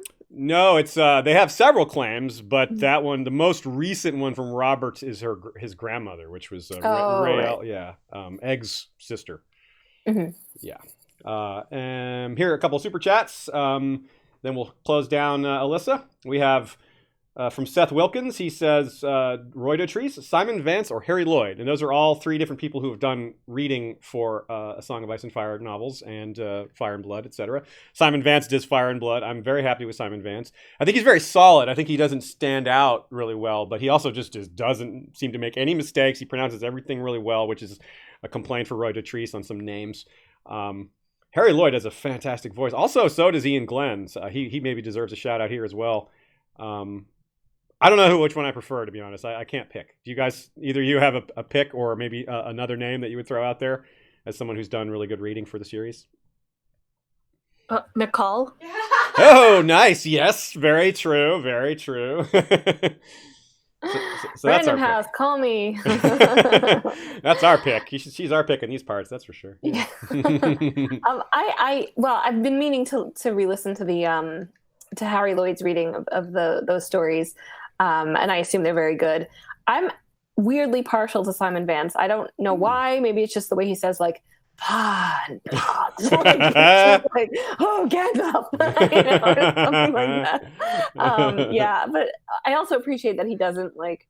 I really dislike the way Detrice does women's voices. Like to a woman, they all suck. Yep. So like Vance doesn't try. That's the thing. That's exactly. what he. Yeah, it was I would probably way rather what. Yeah. imagine it in my head, like translate the sound in my head, than like I'm not so.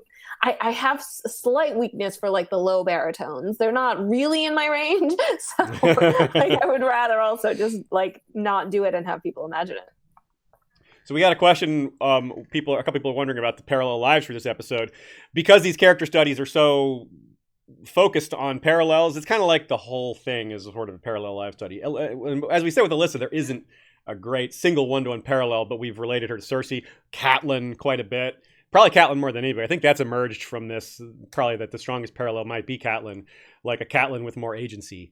It would be perhaps a good way to put it. A Catelyn who got to retire and dying in childbirth is no fun, but she wasn't murdered at her son's wedding. That's definitely better.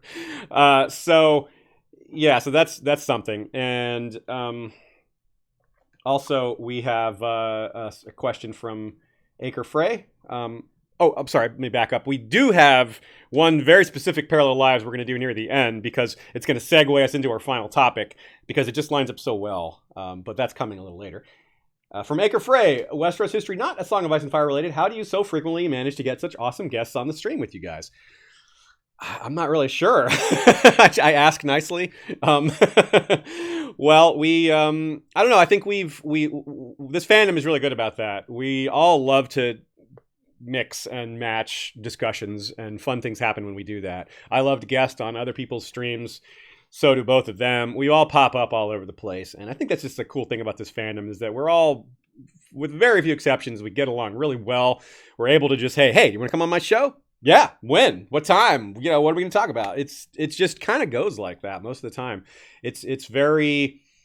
It often is just like a couple of friends chatting about when they're going to hang out. It's very easy and friendly and simple.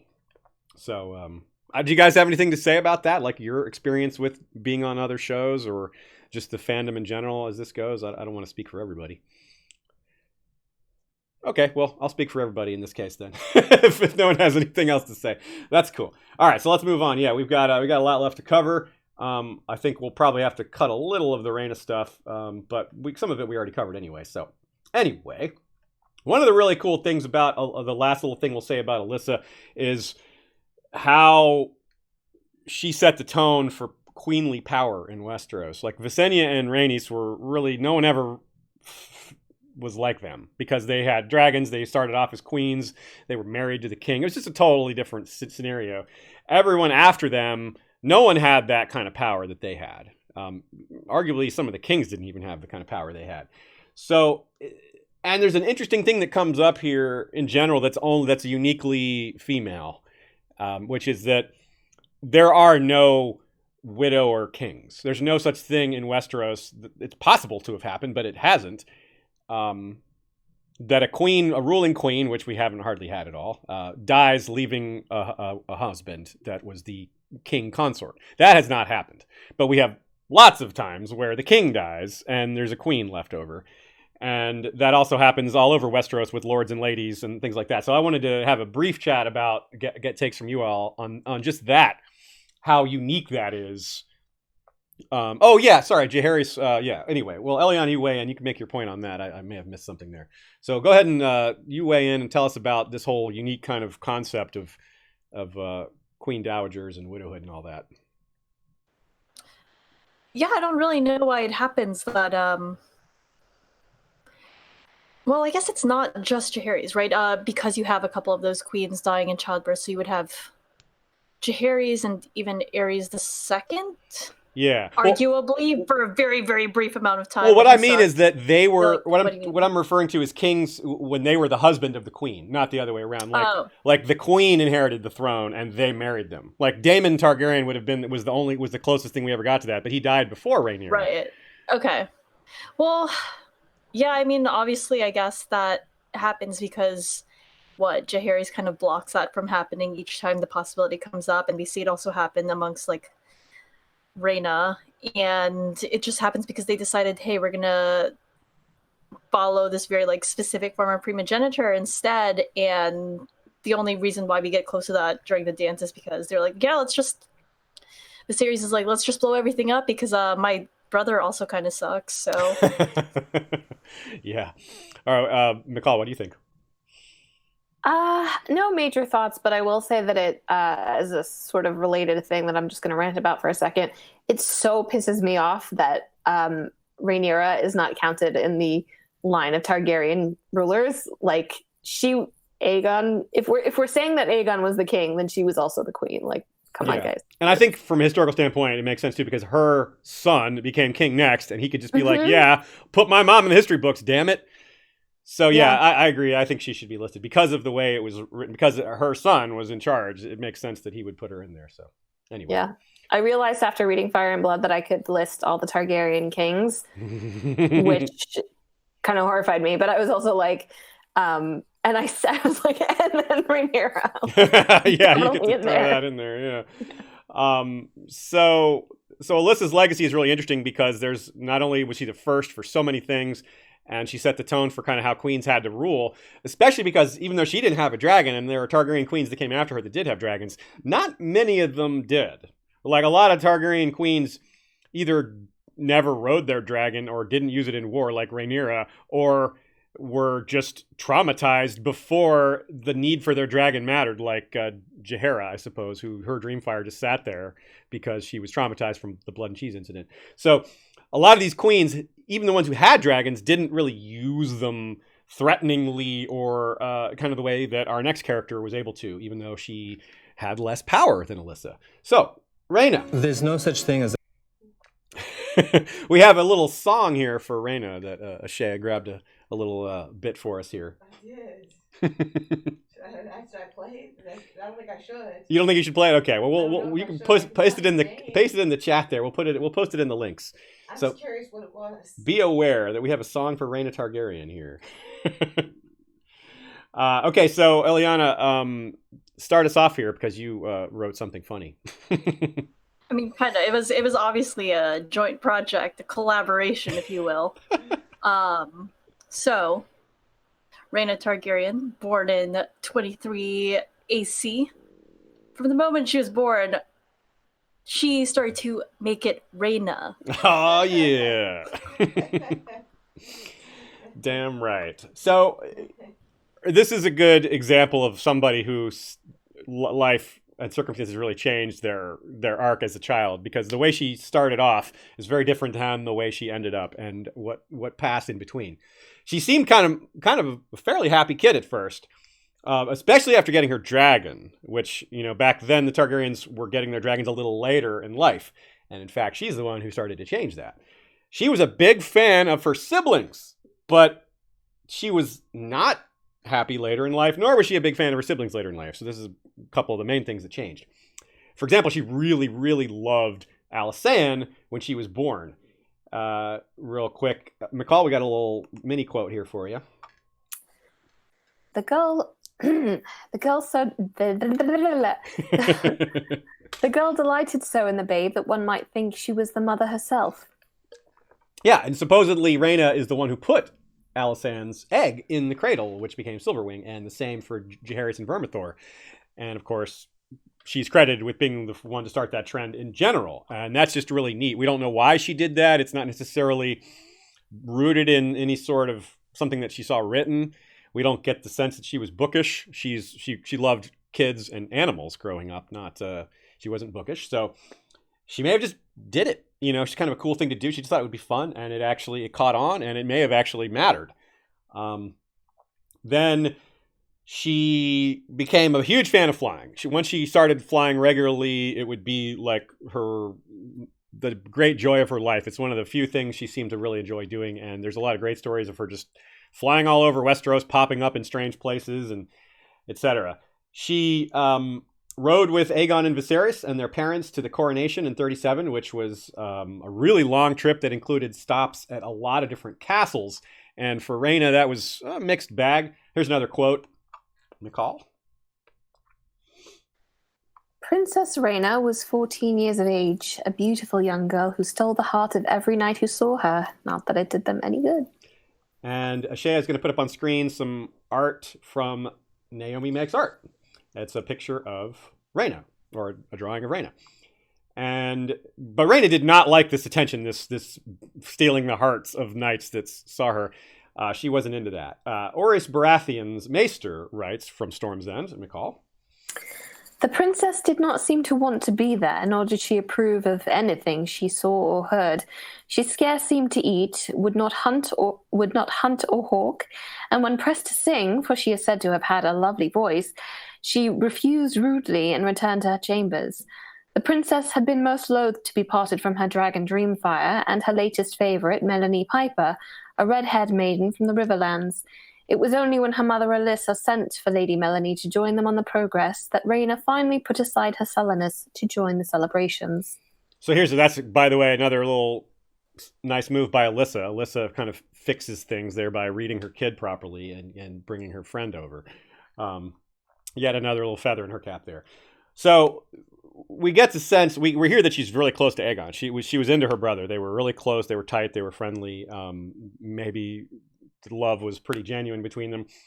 And her marriage to Andrew Farman later was clearly a sham, although there's a little hint that at first there was maybe a little something, a little affection, maybe not desire, but it certainly was okay when it started. But regardless, it was a sham marriage. And so it's possible that the only man she ever really loved was Aegon, was her brother. And from then on, she was mostly into women. Which is sort of where the Cersei vibes start to creep in, because the only man Cersei's ever really liked is Jaime. She was into Robert, but she didn't ever. That was kind of like a lust thing. She realized later she wasn't really into Robert, and when she got to know him, and Lancel was just a copy of Jaime. It's pointed out pretty clearly that she's into Lancel because he reminds her of Jaime. And again, he's painted as a poor copy in that light, even so. Early on in life, she's not very much like Cersei, but like I said, this is when it starts to creep in. Then there's another progress. Rhaena and Aegon go on this one, and it's a disaster because this is when the unrest is happening under Aenys's reign. And they get stuff thrown at them. The faithful are just like jeering at them. And this is when Rhaena starts to show her steel. She starts to be a little less. This is the first example of her being unshy, and it's a pattern that starts to come out in her life. And it's a couple of Cersei vibes where she starts to get a little threatening. She'll threaten people and just kind of come back at them. Eliana, you've got some good notes here. Go ahead. Yeah, I want to start off with a quote that I'm just going to make Michal read it because this is fun for me. Okay. Yet that did not stop Princess Rhaena from riding up to them to say, "You are fearless when facing a girl on a horse, I see. The next time I come, I will be on a dragon. Throw dirt on me then, I pray you." Thank you, Michal. Yeah, so I wanted to call this quote out because, as you said, this is a pattern for Rhaena, but part of the reason they're in this situation at all is because Rhaena actually suggests to her father, she's like, hey, what if I brought my dragon with me during this entire thing? And Aenys, foolishly, as Gildane even points out himself, doesn't heed Rhaena's suggestion to bring Dreamfyre because he says that it risks making his son, Aegon, look quote-unquote unmanly. And I just think that it's just like a running thing throughout this whole story, this idea that for the sake of manliness, the regime was weakened. It creates a PR disaster because like you get the rulers who are fucking like pelted with things. And that means that Rhaena thus has less means to protect her family when Maegor finally does try and like make a play for the throne, and then they're under like siege and left at Craighall, all for the sake of manliness. Like Aeron Greyjoy is like, yeah, we're gonna hold a king's moot because Asha's a woman. She can't have the Seastone's chair, and takes a gamble, and thus what? Now we have Euron as king? Like, yeah, well, that's real better, yeah. This was like a bad play, all right? We should have just let Rhaena bring her dragon. And I wonder if, like, situations such as these, Rhaena ends up receiving criticism from her siblings, especially Jaehaerys, because she will make threats about her dragon as she does here, and showing that power against her enemies, like when the Fair Isle turns on her. But I wonder to what extent like that happens because Rhaena feels that need to make these explicit shows and threats of power because she grew up in a completely different political climate where she was in the midst of it. And having that power was necessary, whereas Jaehaerys and Alysanne were to an extent shielded from that.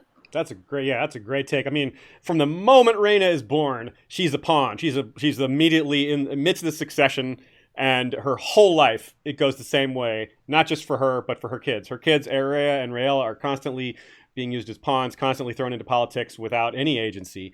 And then Rhaena herself is constantly getting the short end of politics, right? Like she's supposed to be an heir, and she was supposed to be the queen, and her husband is killed, and then everybody just kind of pushes her off to the side, and then there's all these things you'll see through as we go through this, guys who aren't clear on this. It's just, there's so much for her to be bitter about. Like, there's a lot of things that Rhaena does that you kind of like, whoa, she kind of sucks. But every time you look back and it's like, boy, she had a crappy life, and you can kind of understand why she's so bitter and how so many things went bad. But at the same time, a lot of times she made things a little worse on herself by the way she carried out a few of these things. So, but we'll go through that. Let's get Michal's take on this early stuff.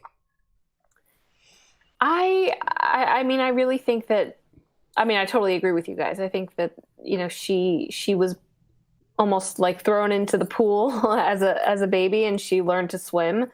It just is unfortunate. Like, she never, you know, she was kind of promised like, oh, if you swim, you'll get to the end of the pool and you'll be allowed to climb out and be queen or be safe or be loved or whatever.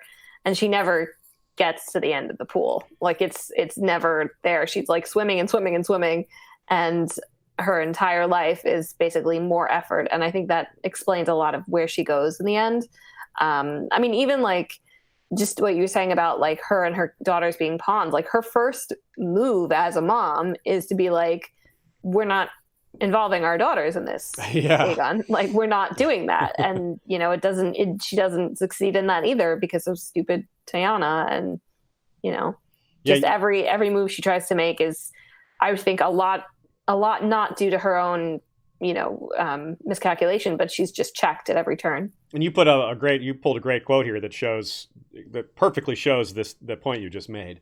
Why don't you go read that for us? Yeah, she says, I would gladly give up my own life to make you king. She's talking to Aegon, but I will not put our girls at risk. And this is like right after they're born. Yeah. And she's just like, no. And they disagree on this. And it's, yeah. She puts motherhood above politics, which is rare for people born into this life.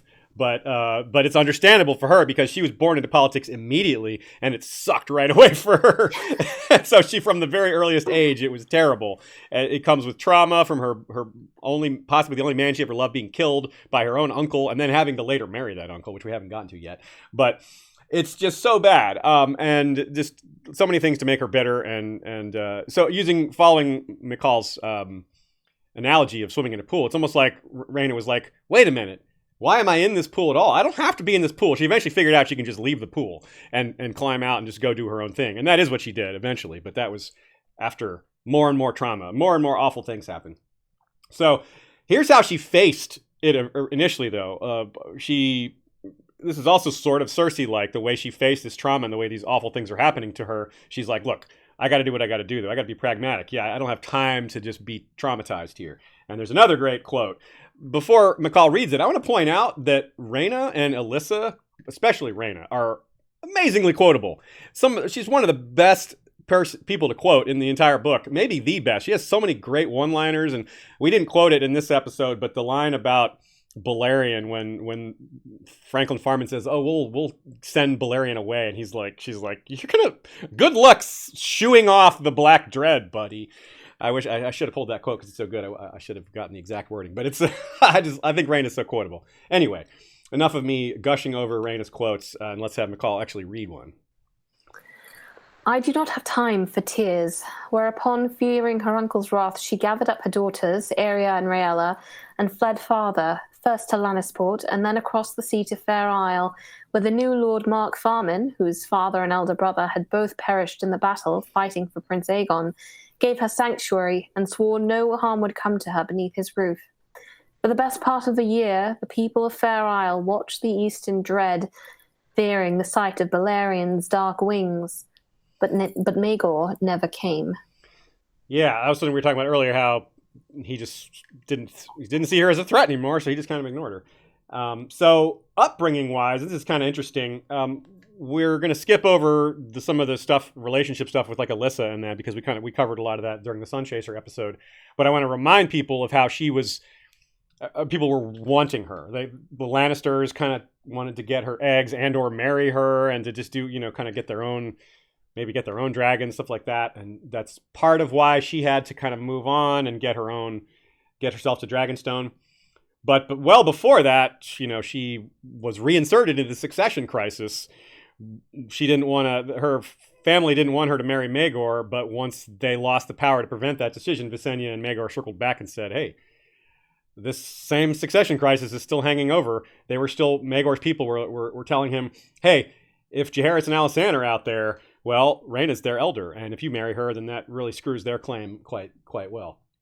Now, if we compare upbringing here, something kind of interesting, fatherhood, who their fathers were, is super interesting.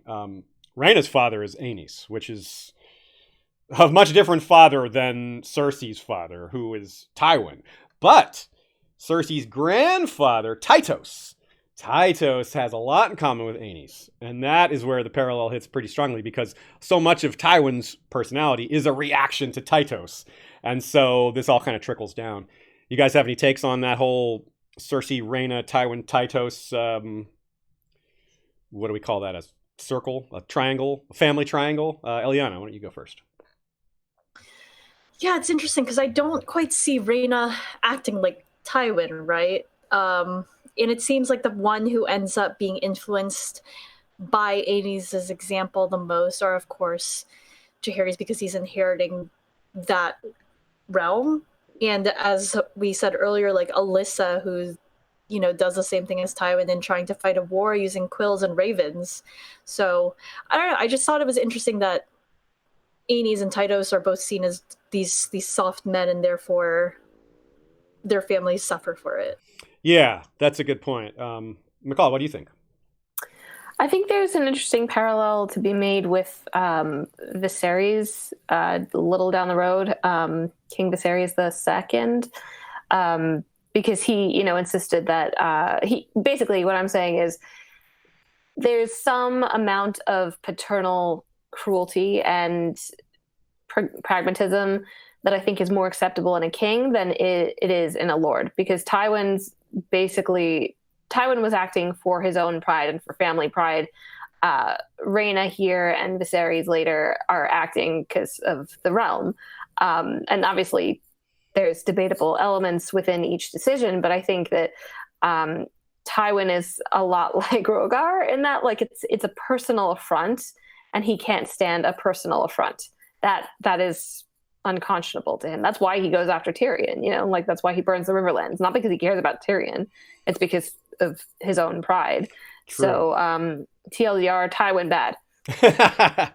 So Eliana has a lot of takes here in our document. She agrees with me on some of the parallels to Cersei, but also wants to point out a lot of things that are different from Cersei. And I think that's always a really good thing to do, because when we talk about these parallel lives, we're not trying to say these characters are identical. It would be boring if they were, and it wouldn't be subtle either. So it's good to point out the differences too, because that's what makes these characters interesting. You have characters that face similar things and handle them differently, or characters that just have some things in common, but that doesn't mean they're the same person, right? Parallel doesn't mean perfect parallel. It just means there are parallels. So Eliana, you've got some great notes here, differences between Cersei and Rhaena that are just interesting things to consider in general. Yeah, first I want to give a hat tip to what Nicole was saying about that distinction between the stakes for a lord and a king when it comes to those actions and being influenced by weak rulers. And yeah, as you were saying, parallels don't necessarily mean they're the same, and I think that speaks to George's really well-woven character work, that there are those connections, but they are still ultimately their own people. And, we're going to see, of course, that Rhaena was never really close to her children. And I think that it wouldn't be inaccurate to call her quite a negligent mother. but I think that it's kind of muddied, and I think that's why I don't see her as exactly like Cersei, because we get a lot of indication in the books that Cersei, sure, she loves Jaime and her children in the books as extensions of herself, but not necessarily as their own people. You see that in how she tries to mold Tommen kind of into Joffrey, who's basically Maegor in many ways, but anyways. And even at an early age, Cersei shows a violent nature because she decides to murder her like BFF Melara Heatherspoon, and by BFF I mean for like the rest of that day, just because Melara Heatherspoon had a thing for her brother. And by contrast, we actually see that Rhaena very much loved her siblings, and not in the same way Cersei did Jaime. Well, I mean, maybe she did. She married her brother, but whatever. Yeah. But she actually had a connection and fondness for other people. Like she had friends like Melanie and Alyssa, and like she had her like girl gang or whatever. Whereas for Cersei, especially because of her Valonqar prophecy, she sees her children, yes, again, as extensions of herself, but also very much as like a countdown towards her death. With each child that dies, that's her getting closer to her death. Whereas for Rhaena, I think you see the opposite here multiple times. The moment that they're born, because they're born into this wartime, she pleads with her husband, like, we need to find some sort of safe passage for our girls, and I will put my life at risk. I will die for them to live. That's very opposite from how Cersei acts towards her children. And she follows through on all of these, like, the best that she can. She hides her children, and then she knows that her uncle's summons is going to come. It's been looming over her head since the moment she was born, and having anticipated it, she lets herself be bait so that her children can escape. And like obviously like this plan fails because I don't know, Maegor has a trump card because he has like witchcraft through Tyanna, and her children are found, but because of her children's safety, Rhaena submits to this fate. And I think there's an interesting way that this scene where she weds Maegor is described. They say that her voice is like icy or it's cold, which is interesting because a lot of the imagery that we get of Cersei in that first book in A Game of Thrones describes her very much as cold. They're like, oh, she was like snow. And I think that a lot of that is very gendered language about an ice queen, which is often used to refer to women who seem emotionally distant. And it's a great contrast to how we see Cersei in later books.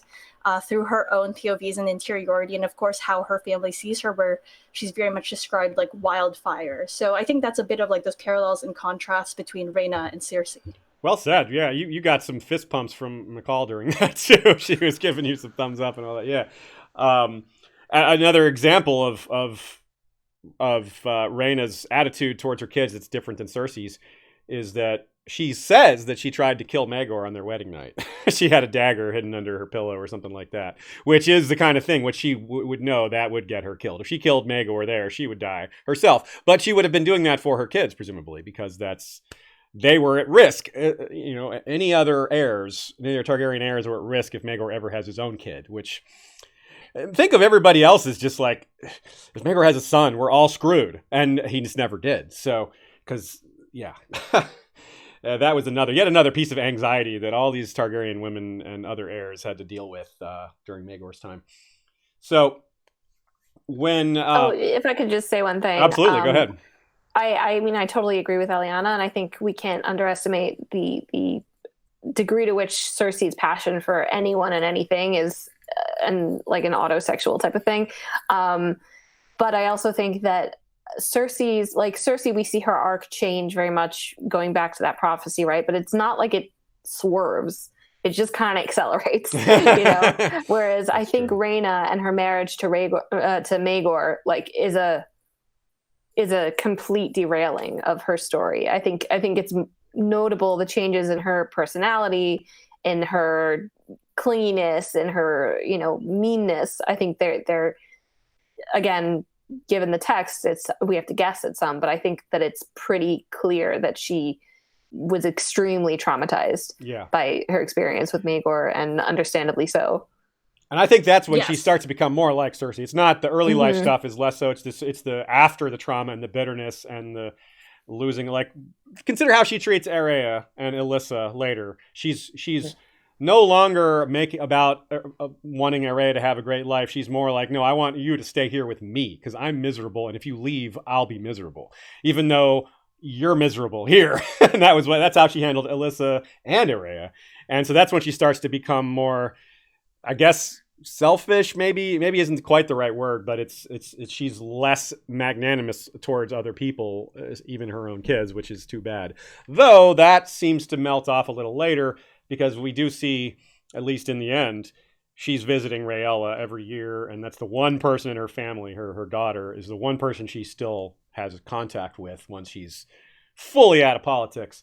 So yeah, I think that's just so important to think about, because like, I mean, from her perspective, I imagine it's almost not even like, yes, obviously there's a certain amount of like, hey, I'm a Targaryen, I'm the queen in the West, I get to, you know, keep people here if I want to. I'm your mother, you'll do as I say. But I think it's also like, if they go away, then she can't keep them safe, right? Yeah. And that's such a huge thing that changes, you know, with Andrew Farman's stupid mean badness. Like I see Rhaena as like, if Cersei was sympathetic, really. Like, you know. Yeah, Rhaena's in that moment exploring, I think, what would be called like the shadow or something of Jungian archetypes of the mother. Like there's a part that's nurturing, which she sees that she's capable of, and then there's the part that's like smothering. So that's a really good take as well. So let me rattle off a few lines from the outline here that just kind of encapsulate, I think, really well some of Rhaena's trauma and bitterness, the things that she has there. She obviously, all the death is huge. She loses her brother husband, her best friend, Melanie Piper, and she's separated from her children. Remember that during this siege, where she's trapped and the realm is in unrest, her friends start to kind of melt away because they're of all the danger and the difficulty in supporting her. But the one who sticks with her, besides her husband, is Melanie Piper. And then Melanie and Aegon are both killed by Maegor in this next battle. And then over time, she starts to bring her, gets her friends back and acquires them all and kind of is able to bring them to her and live with them for a while. And then she's kicked out again of living in the West after moving back there. And here, let me get some takes from you all before I go with some of the more details here. But here's where there's some other parallels to Cersei. I think part of the reason she married Andrew Farman is to avoid being forced into a political marriage later. Just like, hey, look, if I just marry myself off, they can't use me as a pawn. My hand is taken. They cannot force me to marry someone else, which totally fits with her not telling anybody. Right? She didn't tell Jaehaerys. She didn't tell Alysanne. She didn't tell her own mother. She didn't tell Alyssa. Alyssa was upset about that. But in this light, it kind of makes sense. She's like, because if she told them, they might try to stop her. And then she can't accomplish her goal of being unmarriageable, being able to control her own destiny. Even though it's a sham marriage, she just didn't want anyone else to control it. So to me, that shades of Cersei being like, look, I'm not a broodmare, Dad. You're not going to marry me to the Red Viper or to one of these other dudes. Like, Balon Greyjoy, are you kidding me? You know, like, it's the same. To me, she was worried about that kind of conversation coming up between her and her brother or something like that later. So, Michal, please weigh in on that as well as this episode, this part of Rhaena's life in general. Yeah, no, I completely agree. I think that was a very proactive. I think we all we call Andrew Farman like her beard, so that she can, go be with her ladies. But I think that might be a little bit reductive because it does kind of ignore the fact that she was making her own political future in that move, and very effectively in marrying like apparently the biggest like schmuck in the entire Seven Kingdoms. Everybody was like, literally, that's he's the guy at the end of the list. And I think, I think it's I like to think of it as she just didn't tell Alyssa because she was afraid that her plans would get derailed. That's maybe more of a, and then that causes that ripple effect of sadness and hurt feelings. I had one other thing that I was thinking about with that. Just that like her, when she does get to do those political moves, when she does get to exercise a little bit of power, it's always very contained. It's always maybe the dagger in her own hand. It's always marrying Andrew Farman where nobody can stop her. It's, it's really interesting the way she interacts with power, especially as somebody who was born to be a queen. It's just a really fascinating arc, and similar to Cersei in that Cersei thinks that of herself, but it's not actually true. Yeah. And of course, now that parallel also runs deeper with it's a fake relationship, kind of. Mhm. I mean, Cersei and Robert don't love each other. They don't have sex. Although they, in both cases with Rhaena and Andrew, there may have been some at first. Certainly, Cersei I think they and Robert. consummated the marriage. I don't think she would have left that. Oh, up good to- point. Yeah, because yeah. otherwise it could be annulled. And if you're right, she wants to seal that deal and be cut her out of any political machinations. Yeah, you're right. That's a great point. And Cersei mocks Robert, and Rhaena mocks Andrew. There's just a lot of that. So that seems kind of familiar. Eliana, you have a lot of fantastic notes on this section here, so take it away. Yeah, and again, Michal always has brilliant thoughts. I'm just gonna say those were great. Yeah, I think there's just like,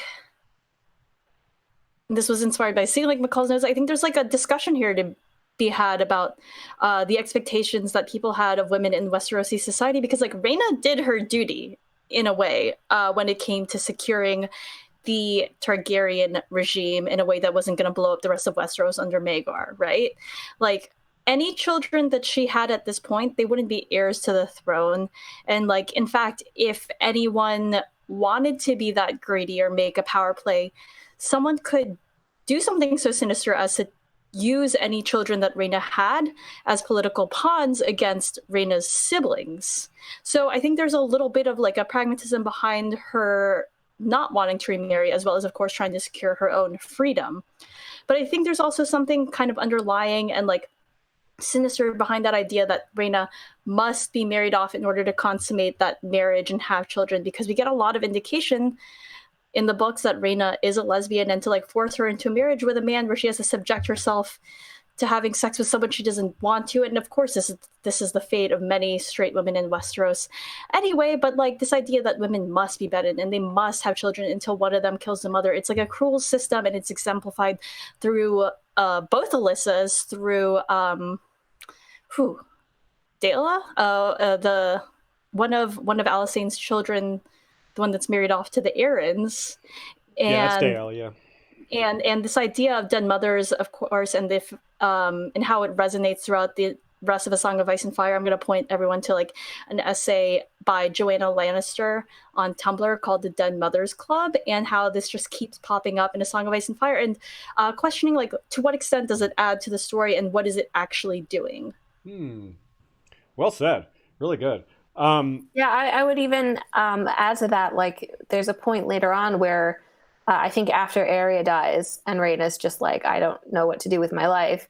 And Alysanne, suggests with good intentions, like, oh, we can find you another lord to marry. And Rhaena freaks out and like absolutely loses her shit at Alysanne.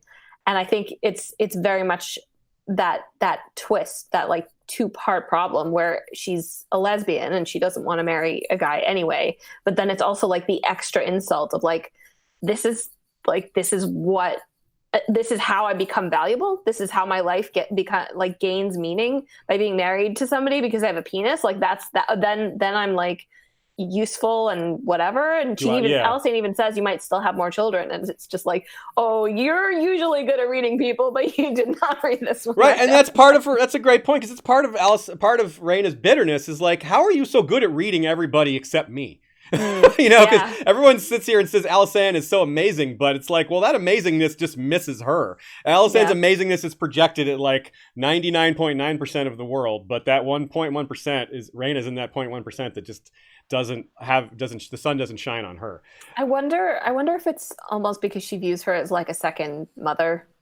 Like, I think it's part of it. And Rhaena's older than Alysanne. Is like, you shouldn't be arranging it's like one thing that y'all got the throne, but you're also got to be like arranging my marriages as if you're my elder. Come on, like that's just too much. Yeah. I wonder if it's like, so something that's so interesting about the way that these sections of Fire and Blood are written is it feels like a family drama. They just happen to have dragons and also be royals and have a shit ton of armies and power. But like, Rhaena's the rebellious eldest sibling, right? And she's the one out there forging the path, and all the kids afterwards have like her example to be like, don't be like Rhaena, don't be like that one. And she's the one who's just like has to fuck up and bear that, and as Michal said, have that responsibility of being like a second mother. But all of that's on her. But the thing is, like, she plays the role of the rebel older sister, but she hasn't actually rebelled. You know, like her bigged rebellions are like, oh, you know, okay, so she was kind of annoying. She was sullen to like courtiers as a kid, and she liked to hang around with all these girls and wasn't really interested in getting married. But she married Aegon. She had 2 of his children. She snuck into King's Landing under corn buckets or whatever to you know, steal her own dragon back. And like she did, that's part of what's so sad. Like, she did so much that she thought she was supposed to, and yet she still winds up as this like misfit rebel who's just, you know, kind of can't please anyone. Yeah, that's a really good take as well. So we talked about the Queen of the East stuff also a bit during the Araya and Sunchaser coverage. So we'll skip a little bit ahead and talk about a couple other quick Cersei parallels here. One is this one might be just kind of random or a stretch. I just think it's kind of funny that Cersei's lover is Taena, and Taena rhymes with Rhaena and is spelled similarly, but that might just be coincidence. That might be a stretch. I just had to point that out. And then we have in the East, we have her a little bit of a vibe, a Cersei Sansa vibe. Sansa's learns a lot about politics from Cersei, and you have Araya and Rhaena being kind of similar, like this mentoring in politics by someone who has just been through the worst. So her advice is kind of good, but it's also filtered through this extremely cynical worldview, but isn't wrong either. I mean, Cersei's experience is not common, but it's also not uncommon for someone in her position. It's just that very few people are in her position because, you know, there's not that many queens. So there's this relationship with her mother and more things to get bitter about. Like, Araya dies, she searches for her and can't find her. Actually, Eliana, you had a note on that. Just a good take that we should not skip past here. Go ahead. Oh yeah, I just thought that it was interesting that you know, it's worth noting that Rhaena does very much search for her daughter. She goes on this like whole quest to try and find Araya again, and it feels like a self-punishment. Rhaena feels very self-hating in this moment, but I mean, like, Cersei's not gonna do that for Sansa. She's like, Sansa dumb. Sansa killed my son. Half true. True that. There's a little bit of a parallel to Andrea's death and Robert's death. Not a whole lot, but just the fact that there are already parallels between them, and the way their death changed the way their husbands' deaths affected the rest of their lives because of politics and other things. But Rhaena was able to avoid most of that. She was able to kind of get out of politics and stay out of people's way for the rest of her life, which is interesting to consider in light of Cersei. So that's kind of what I would get into a little bit as well. But the one last little thing that just before Rhaena left politics, she goes to see her mother and gets there too late, right after Alyssa dies in childbirth, which is just, geez, how much more does she have to just suffer? So apparently at least one more time. So Eliana, you had a good take here as well. So go ahead. Fuck, at least one more time, Christ. Yeah, so bad. Yeah, I don't know. I just think that there are a lot of things that are cliches in our culture, but that's because we see some truth in them. And I just feel like that relationship between Rhaena and Alyssa feels like an exploration of a couple of these platitudes. Like, one of them is too little, too late, Rhaena. Yeah. But also, like, you never know what you have until it's gone. And it's just so sad. And then also that Rhaena's story, like, just to throw in one more, is a question of, like, is it really true that it's better to have, like, loved and lost and never loved at all? Because Rhaena's story makes you think, like, maybe not. It's bad, yeah, and that tells you a lot that it's an example of that concept. It just goes to show how sad it is. It's like, she's an example of it's better to have not loved at all. Like, oh, damn.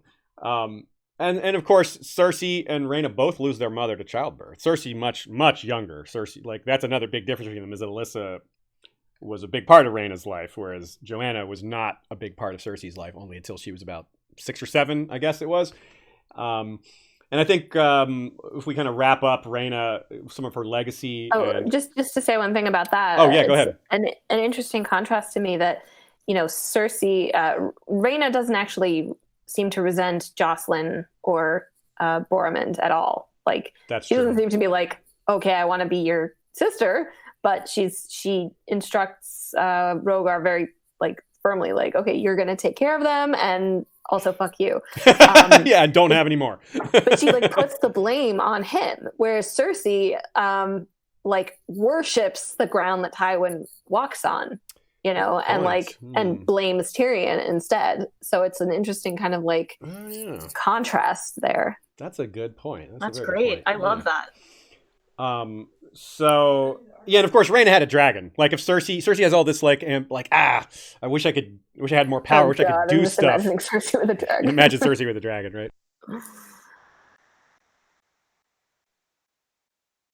Shea pulled a great piece of art here that is a wonderful fit for this. We have Rhaena clutching who we think is Lyanna Velaryon here. Quite positive. Oh, positive that it's Lyanna Velaryon. My bad.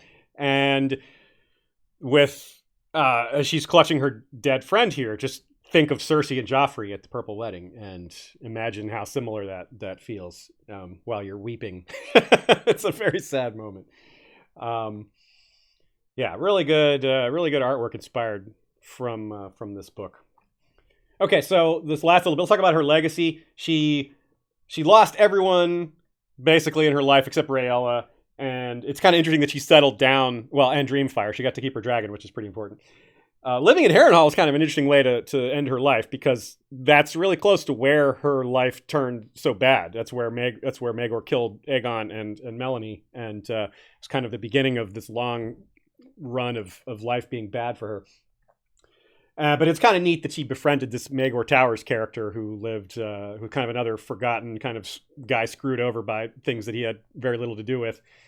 And so let's talk about a few things that are kind of firsts for her. She, like her mother, she had a lot of claim to being the first to do some things.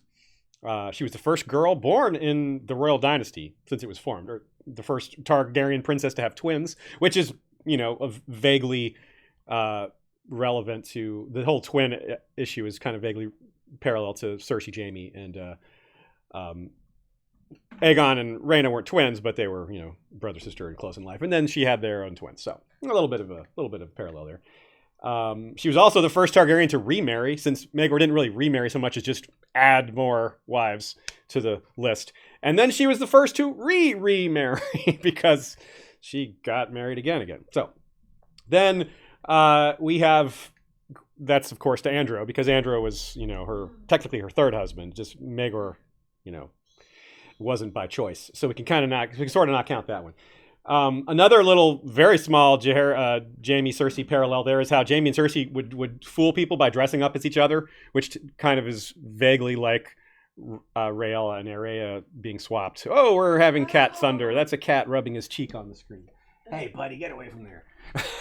So here's an interesting take. We had pointed out that she was the person that started the egg and cradle thing, and then we had that question earlier from Marvin Martin. Why didn't she put eggs in the cradles of her kids? I don't know. Maybe she did, and we just didn't hear about it. And maybe those eggs just didn't hatch because they weren't at Dragonstone. Remember, those two kids were born at Casterly Rock. But I don't have an answer to that. So, Michal, weigh in on that, but also weigh in on this great point you had about witches. Yeah, I'm not sure about the whole cradle thing, but although if Cersei could do that, she would. But it's very interesting to me that more than once throughout her life, even when like people still kind of like her, people are starting to call Rhaena a witch, and then, you know, when she retires to the old age home at Harrenhal, she like, people are like, oh, it's a witch who lives there, and like part of that is probably the atmosphere of Harrenhal. But it's interesting to me that it's so like, it's almost random, like it's kind of baseless, you know, like what is happening that she, you know, she magically killed Maegor from far away. I don't know. Yeah, you know, so it's all very tenuous. So I'm almost wondering, Cersei maybe seems to be on a slight upswing in terms of her victimization at this point, but I wonder if people might start to accuse her of that, because it's not really something we've seen in Westeros so much. Like Mirri Mazdor is like a witch, but that's true. it's a topic we're gonna handle later in the Fire Blood coverage because we have Alice Rivers, called a witch, and some other characters that's going to come up. That's pretty important, but that's near the end of the book, so we're holding on to that till later. But it does kind of relate to this a little bit because it's Harrenhal, and it's possible that Dreamfyre laid an egg or some eggs, because Dreamfyre laid a bunch of eggs at Harrenhal, and maybe that's where Alice Rivers' supposed dragon comes from. Anyway, we're not going to get into that now, but there is a connection to that here. I do just love that Rhaena was probably the only person in history to actually live happily at Harrenhal. That's a good point. She was the only one who had the right disposition for it. She's like, oh, this is nothing. Yep. I've been through worse. Like, they're not my ghosts. What do I care? Yeah. So Cersei's fate is probably not like this, because the Valonqar seems to just be overwhelmingly more likely than her living out her days alone. I don't think that's Cersei's fate. However, there is the idea that where I think there is a strong possibility for parallel is the idea that Cersei could be a new queen in the West. If she escapes King's Landing ahead of young Griff / Aegon VI, she would go to Casterly Rock, and that would make her sort of a queen in the West, even though she wouldn't necessarily have a lot of power, because she would be a person that's maybe too difficult to attack because Casterly Rock is so hard to get at. But she wouldn't necessarily be a huge threat either, because she wouldn't necessarily be to extend her power. And then there's the possibility of some sort of connection to Euron, teaming up with Euron, who knows, all that. We don't need to get into that, but I just wanted to throw that out there as a possibility, because the idea that Cersei, if she gets to Casterly Rock, she's not just going to die easily, and that would still allow the Valonqar prophecy to be fulfilled if Jaime goes to Casterly Rock and maybe kills her there somehow. But of course, this would remove the possibility of her being killed by wildfire, or Jaime killing her to stop her from letting off a wildfire explosion at King's Landing, something like that. So it's not a slam dunk theory by any means, but I definitely want to throw it out there as something that's possible. Do either of y'all have a take on that theory or anything like it, or should we move on? Sounds like we should move on. Okay, well, we have a super chat from Marvin Martin. What was Rhaena's husband's problem? That's a very that's an open question. I think he had a lot of problems. He wasn't good at anything, and he didn't necessarily realize it. He was I don't know. He had a bad life. He was mocked his whole life, so it's not like there isn't it's not like we can't feel a little bit of sympathy for him, but he burned he ruined any little bit of sympathy he might have earned when he handled it the way he did by murdering people. That's a horrible way to handle people mocking you. I mean, come on. So there's not much good to say about him. There's really almost nothing good to say about him, and we don't really need to linger on him. But I don't know. I don't have anything else to say. I don't have any kind of great, insightful reason for him being the way he was. Michal, do you have anything about Andrew that's beyond he sucked? It's just interesting to me that he didn't always seem to internalize the whole, like, you're a useless, emasculated, waste of space. Like, he did genuinely seem to be kind of like a simple dude who was fairly happy with his meager lot in life early on. And it's hard to say, like, I mean, you could maybe put some blame on Rhaena's, coterie of friends and followers. Like, it's not cool to be nice, to be super mean to somebody, just because, like, they are the laughing stock of the castle or whatever. But I think, some of that comes down to, like, toxic masculinity a little bit, like internalizing that idea that, oh yeah, just because people are laughing at me because I haven't accomplished this or whatever. Like, you're still married to basically the queen, man. Like, deal with it. Yeah, right? Yeah. Okay, so last thing here. We're gonna talk about Alyssa Targaryen really quickly because we don't have much time left. Well, we're already past our normal time. But Alyssa Targaryen is kind of a short topic. We'll just focus on her parallels to Tyrion and take maybe 5 or 10 minutes on that, and then we'll call it a night. So I wanted to introduce this topic with one of my straightforward parallel lives takes, which is because there's a lot of interesting kind of straightforward surface level parallels that remind us of this character, remind us of Tyrion. So, of course, this isn't trivia because I've already told you who the answer is, but consider that they both have mismatched eyes, the heterochromia, and one of her eyes is green, which there's only one other Targaryen with a green eye, And it's also a green eye. It's Shiera Seastar has a green eye, and no other Targaryens that we know of have green eyes. They're either purple or blue or, like not something else. But we couldn't find any examples of other green-eyed Targaryens. So that's interesting, of course, because green is so rarely used, it's really associated with Lannisters. So that is a connection to Tyrion. Now, Alyssa also got a sword wound to the face that gave her permanent nose damage. Hello, Tyrion. They both have unusual hair color for their house. Tyrion's is white blonde, which Tommen has white blonde hair too, but Tyrion has streaks of black in his white blonde, which is weird, and not weird in a bad way, but unusual. It probably looks kind of cool, actually. And Alyssa, likewise, has dirty blonde hair, which is not common for the Targaryens. There's a few other that have that, but obviously it's normally the silver gold thing. They both shamelessly talk about and joke about sex. Alyssa is hilarious with some of her lines. We'll get to some of those a little bit in a minute. We got a couple of quotes. They both have this shadow of death and childbirth. Alyssa died in childbirth herself around the same age Joanna died birthing Tyrion. And both of them, Alyssa and Tyrion, were very close to their older brother. In different ways, of course. In Alyssa's case, she married her older brother and was really in love with him, and she's the one that she talked about having sex with him a lot, whereas Tyrion talks about having sex with sex workers, just in general. So it's a bit different. And of course, he never had sex with Jaime. That we know of. That we know of.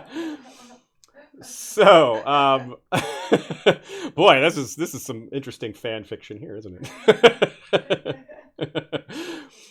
So Alyssa is born in 60 AC, named after Alyssa Valerian that we just talked about, who had died in 54 AC after giving birth to Jocelyn. She marries Balon, and Alysanne was determined that these two would marry. And she even followed in Balon's footsteps as a warrior. She likes to train, and she was a bit of a tomboy, I guess. And so let's talk about some of the parallels. The hair color thing kind of reminds us of Daeron the Drunkard. He's the other Targaryen that had that, and he's a real sad figure.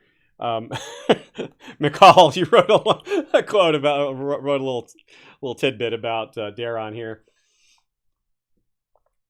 Yeah, I feel so bad for him. Like, he's one of those people who does shitty things just because he can't deal. Yeah. And also feels bad about it. And I find him a very compelling, and he's haunted by these premonitions he gets. You could tell it's crazy. So yeah.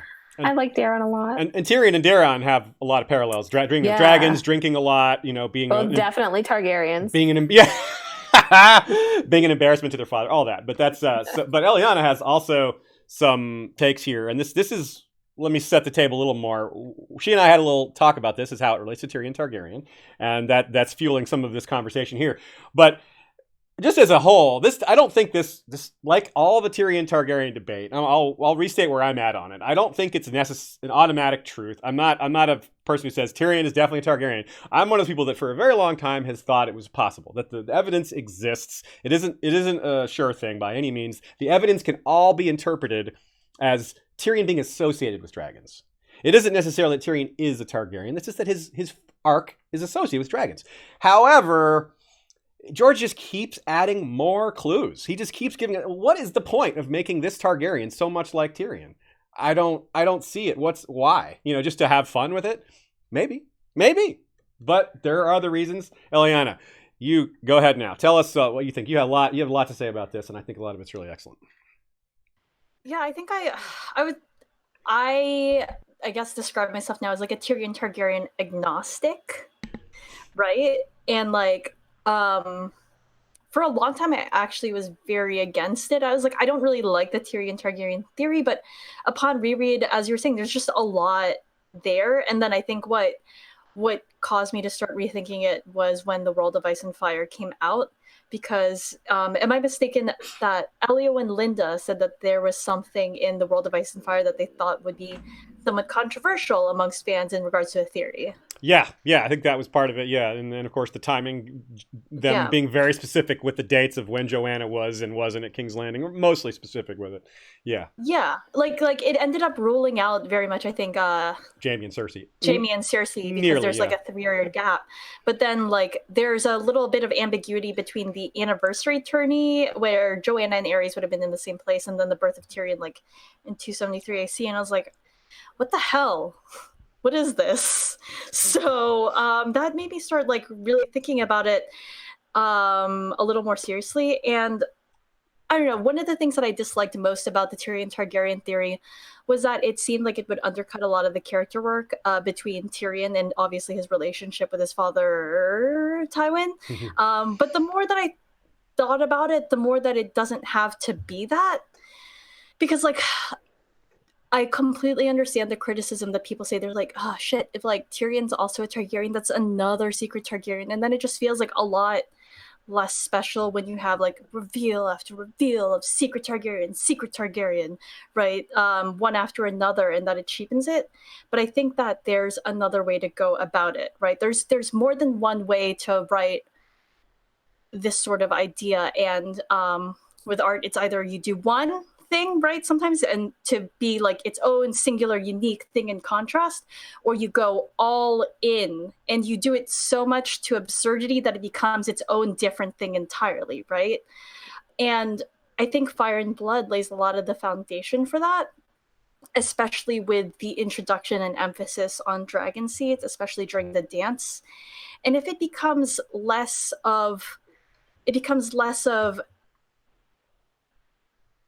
Targaryens are this one special thing, it becomes suddenly like, yo, everyone's a fucking Targaryen. That farmer's a Targaryen. That fisherman's a Targaryen. Like that random ass woman there on the beach, she's a Targaryen too. Like, what does it mean to be a Targaryen? And I think that it starts to explore a thing that I think A Song of Ice and Fire is very much trying to talk about, and it works for multiple characters. Like, you aren't your family, all right? Thank fucking God none of us are our parents or our family. Like, we might be very much influenced and inspired like by the way that they brought us up, but it means that Tyrion gets to define who he is. It means that Daenerys doesn't have to be what it means to be Targaryen. She has to figure out like, what does it actually mean to be Daenerys, okay? And you become judged not just for your family and that legacy that they left behind or the expectations that come with that name. You become judged for who you are as a person and your actions. And then Tyrion obviously has done a lot of bad actions in the book, and he'll have to wrestle with that.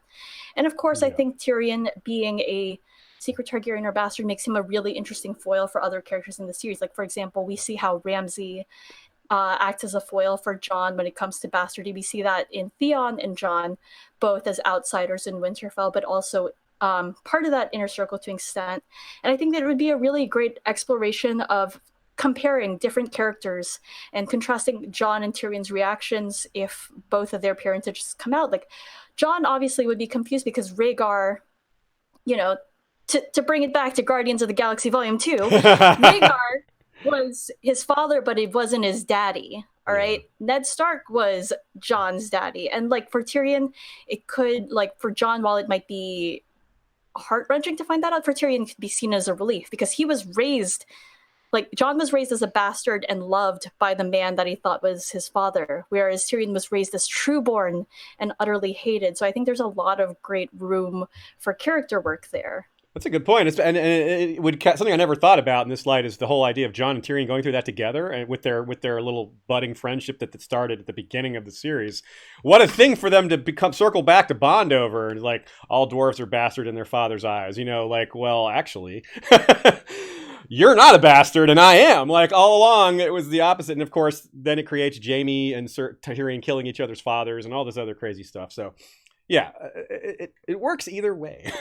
Michal, let's get a take from you, and we'll try to wrap this up. I mean, I'm not really sure how to follow that up. Yeah, that was good. That was epic. But no, I mean, I'm very much on the Tyrion Targaryen train. I think that it's a really interesting way to think of it as a like these literal seeds being planted through the story of, the Targaryens are like, we have some reason to believe that they were not hot shit in Valyria, and that nobody really missed them when they left.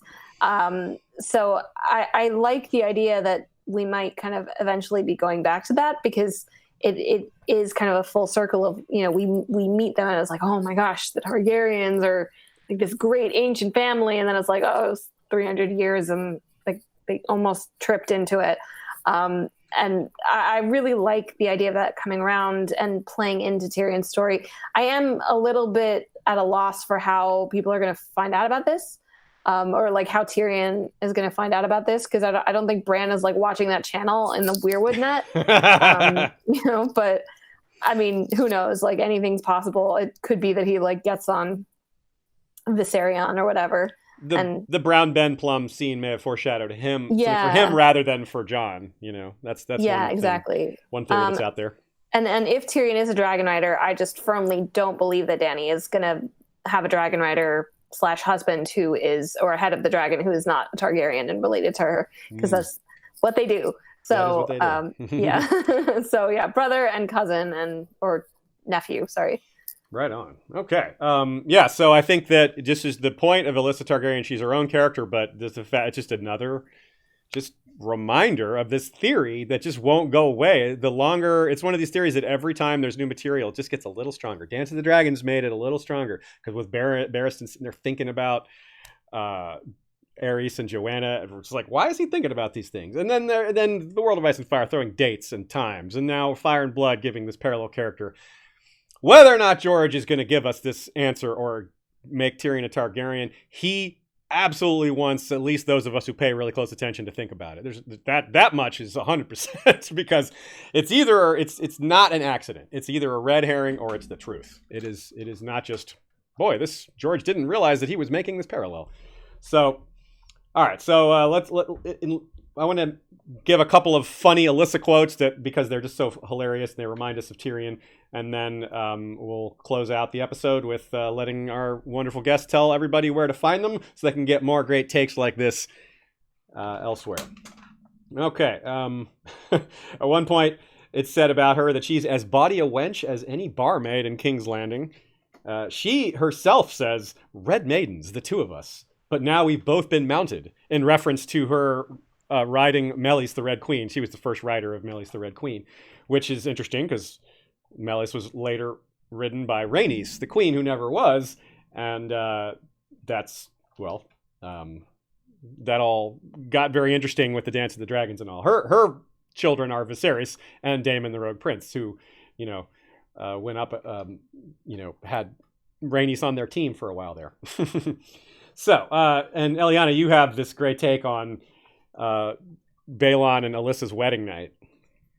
It's not just their wedding night. It's just so weird to me because I'm just like, why? Okay, like, I don't think I'm ever going to get over the idea that, like, Gildayn, first of all, why does Gildayn know this? Like, whose other, like, accounts, right, for writing these down that he was able to find these, like, first account sources, first-hand sources? I would say Gildayn definitely has an eye for this kind of detail. Oh, yeah, for sure. I mean, like, what else is there to do at the Citadel, I guess? There's no internet, so this is, I guess... Let's listen to the Prince and Princess bang. Yeah, that's...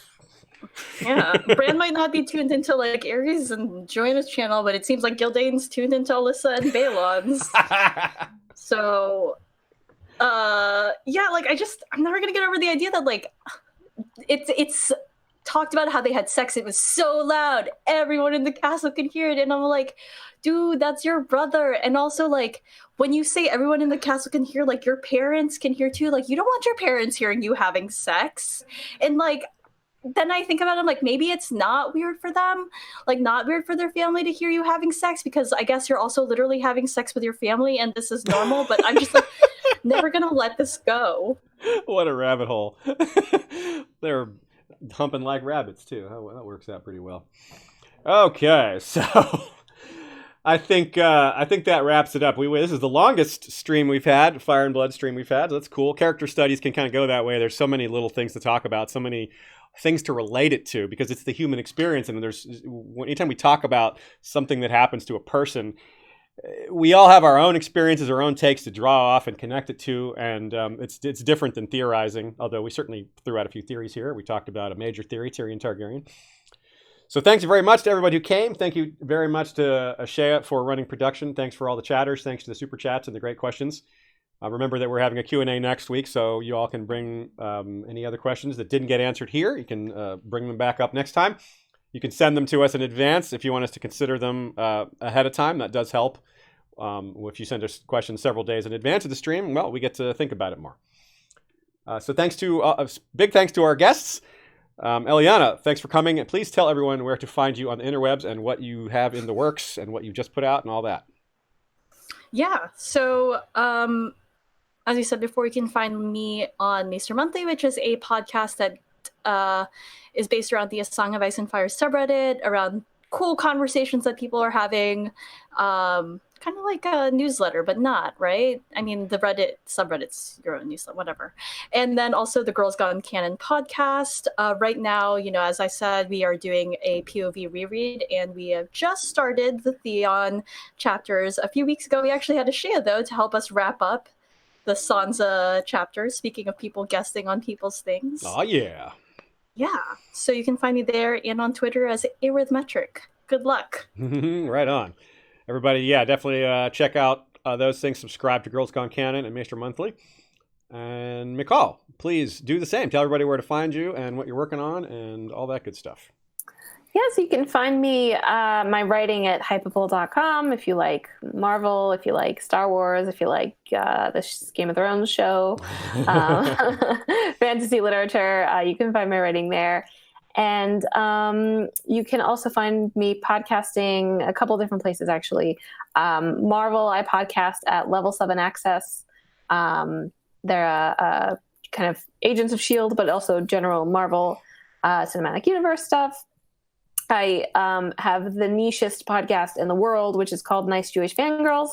And that is exactly what it sounds like. It's nice Jewish fangirls who are nerds.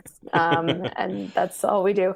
And then also more A Song of Ice and Fire and general nerd topics at the Vassals of Kingsgrave, and where it's a lot of incredible people who I'm like regularly honored to be podcasting with, and they're just amazing.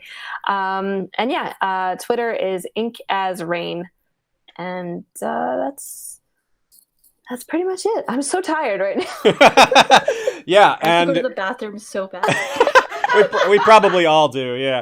So with that in mind, thank you very much, Michal. Thank you very much, Eliana. I'm going to skip the Patreon credits this time because everybody needs to run to the bathroom and because this was such a long episode. But thank you very much to all our patrons who make the show possible. Your shout-outs will come next time. And real quick, Marvin Martin, Super Chat, wanted to know, said, speaking of sex, what's the point of the bedding? Well, I think it's to let everyone know there was a consummation. Consummation is such an important part of the wedding, of the marriage, to kind of seal the deal, so to speak. So having a ton of witnesses really makes sure that no one could possibly spin it otherwise. Michal. And here I was just thinking that the bed would be really uncomfortable without any bed. Yeah, it's also because patriarchy, but there's also, I mean, there's that, but I think Marvin probably knew that part already. Yeah. Maybe everyone was really into voyeurism and stuff back then. Hey, yeah, okay, yeah, right on. There's something to be said for that, probably. They certainly have fun with it, except for most of the brides and many of the husbands. It's not for them. It's for everybody else. Okay. Thank you very much, everybody. Thanks to everybody who came. Thanks for all the great questions. And Valar Aridus will be back next week with a Q&A and lots more fun stuff.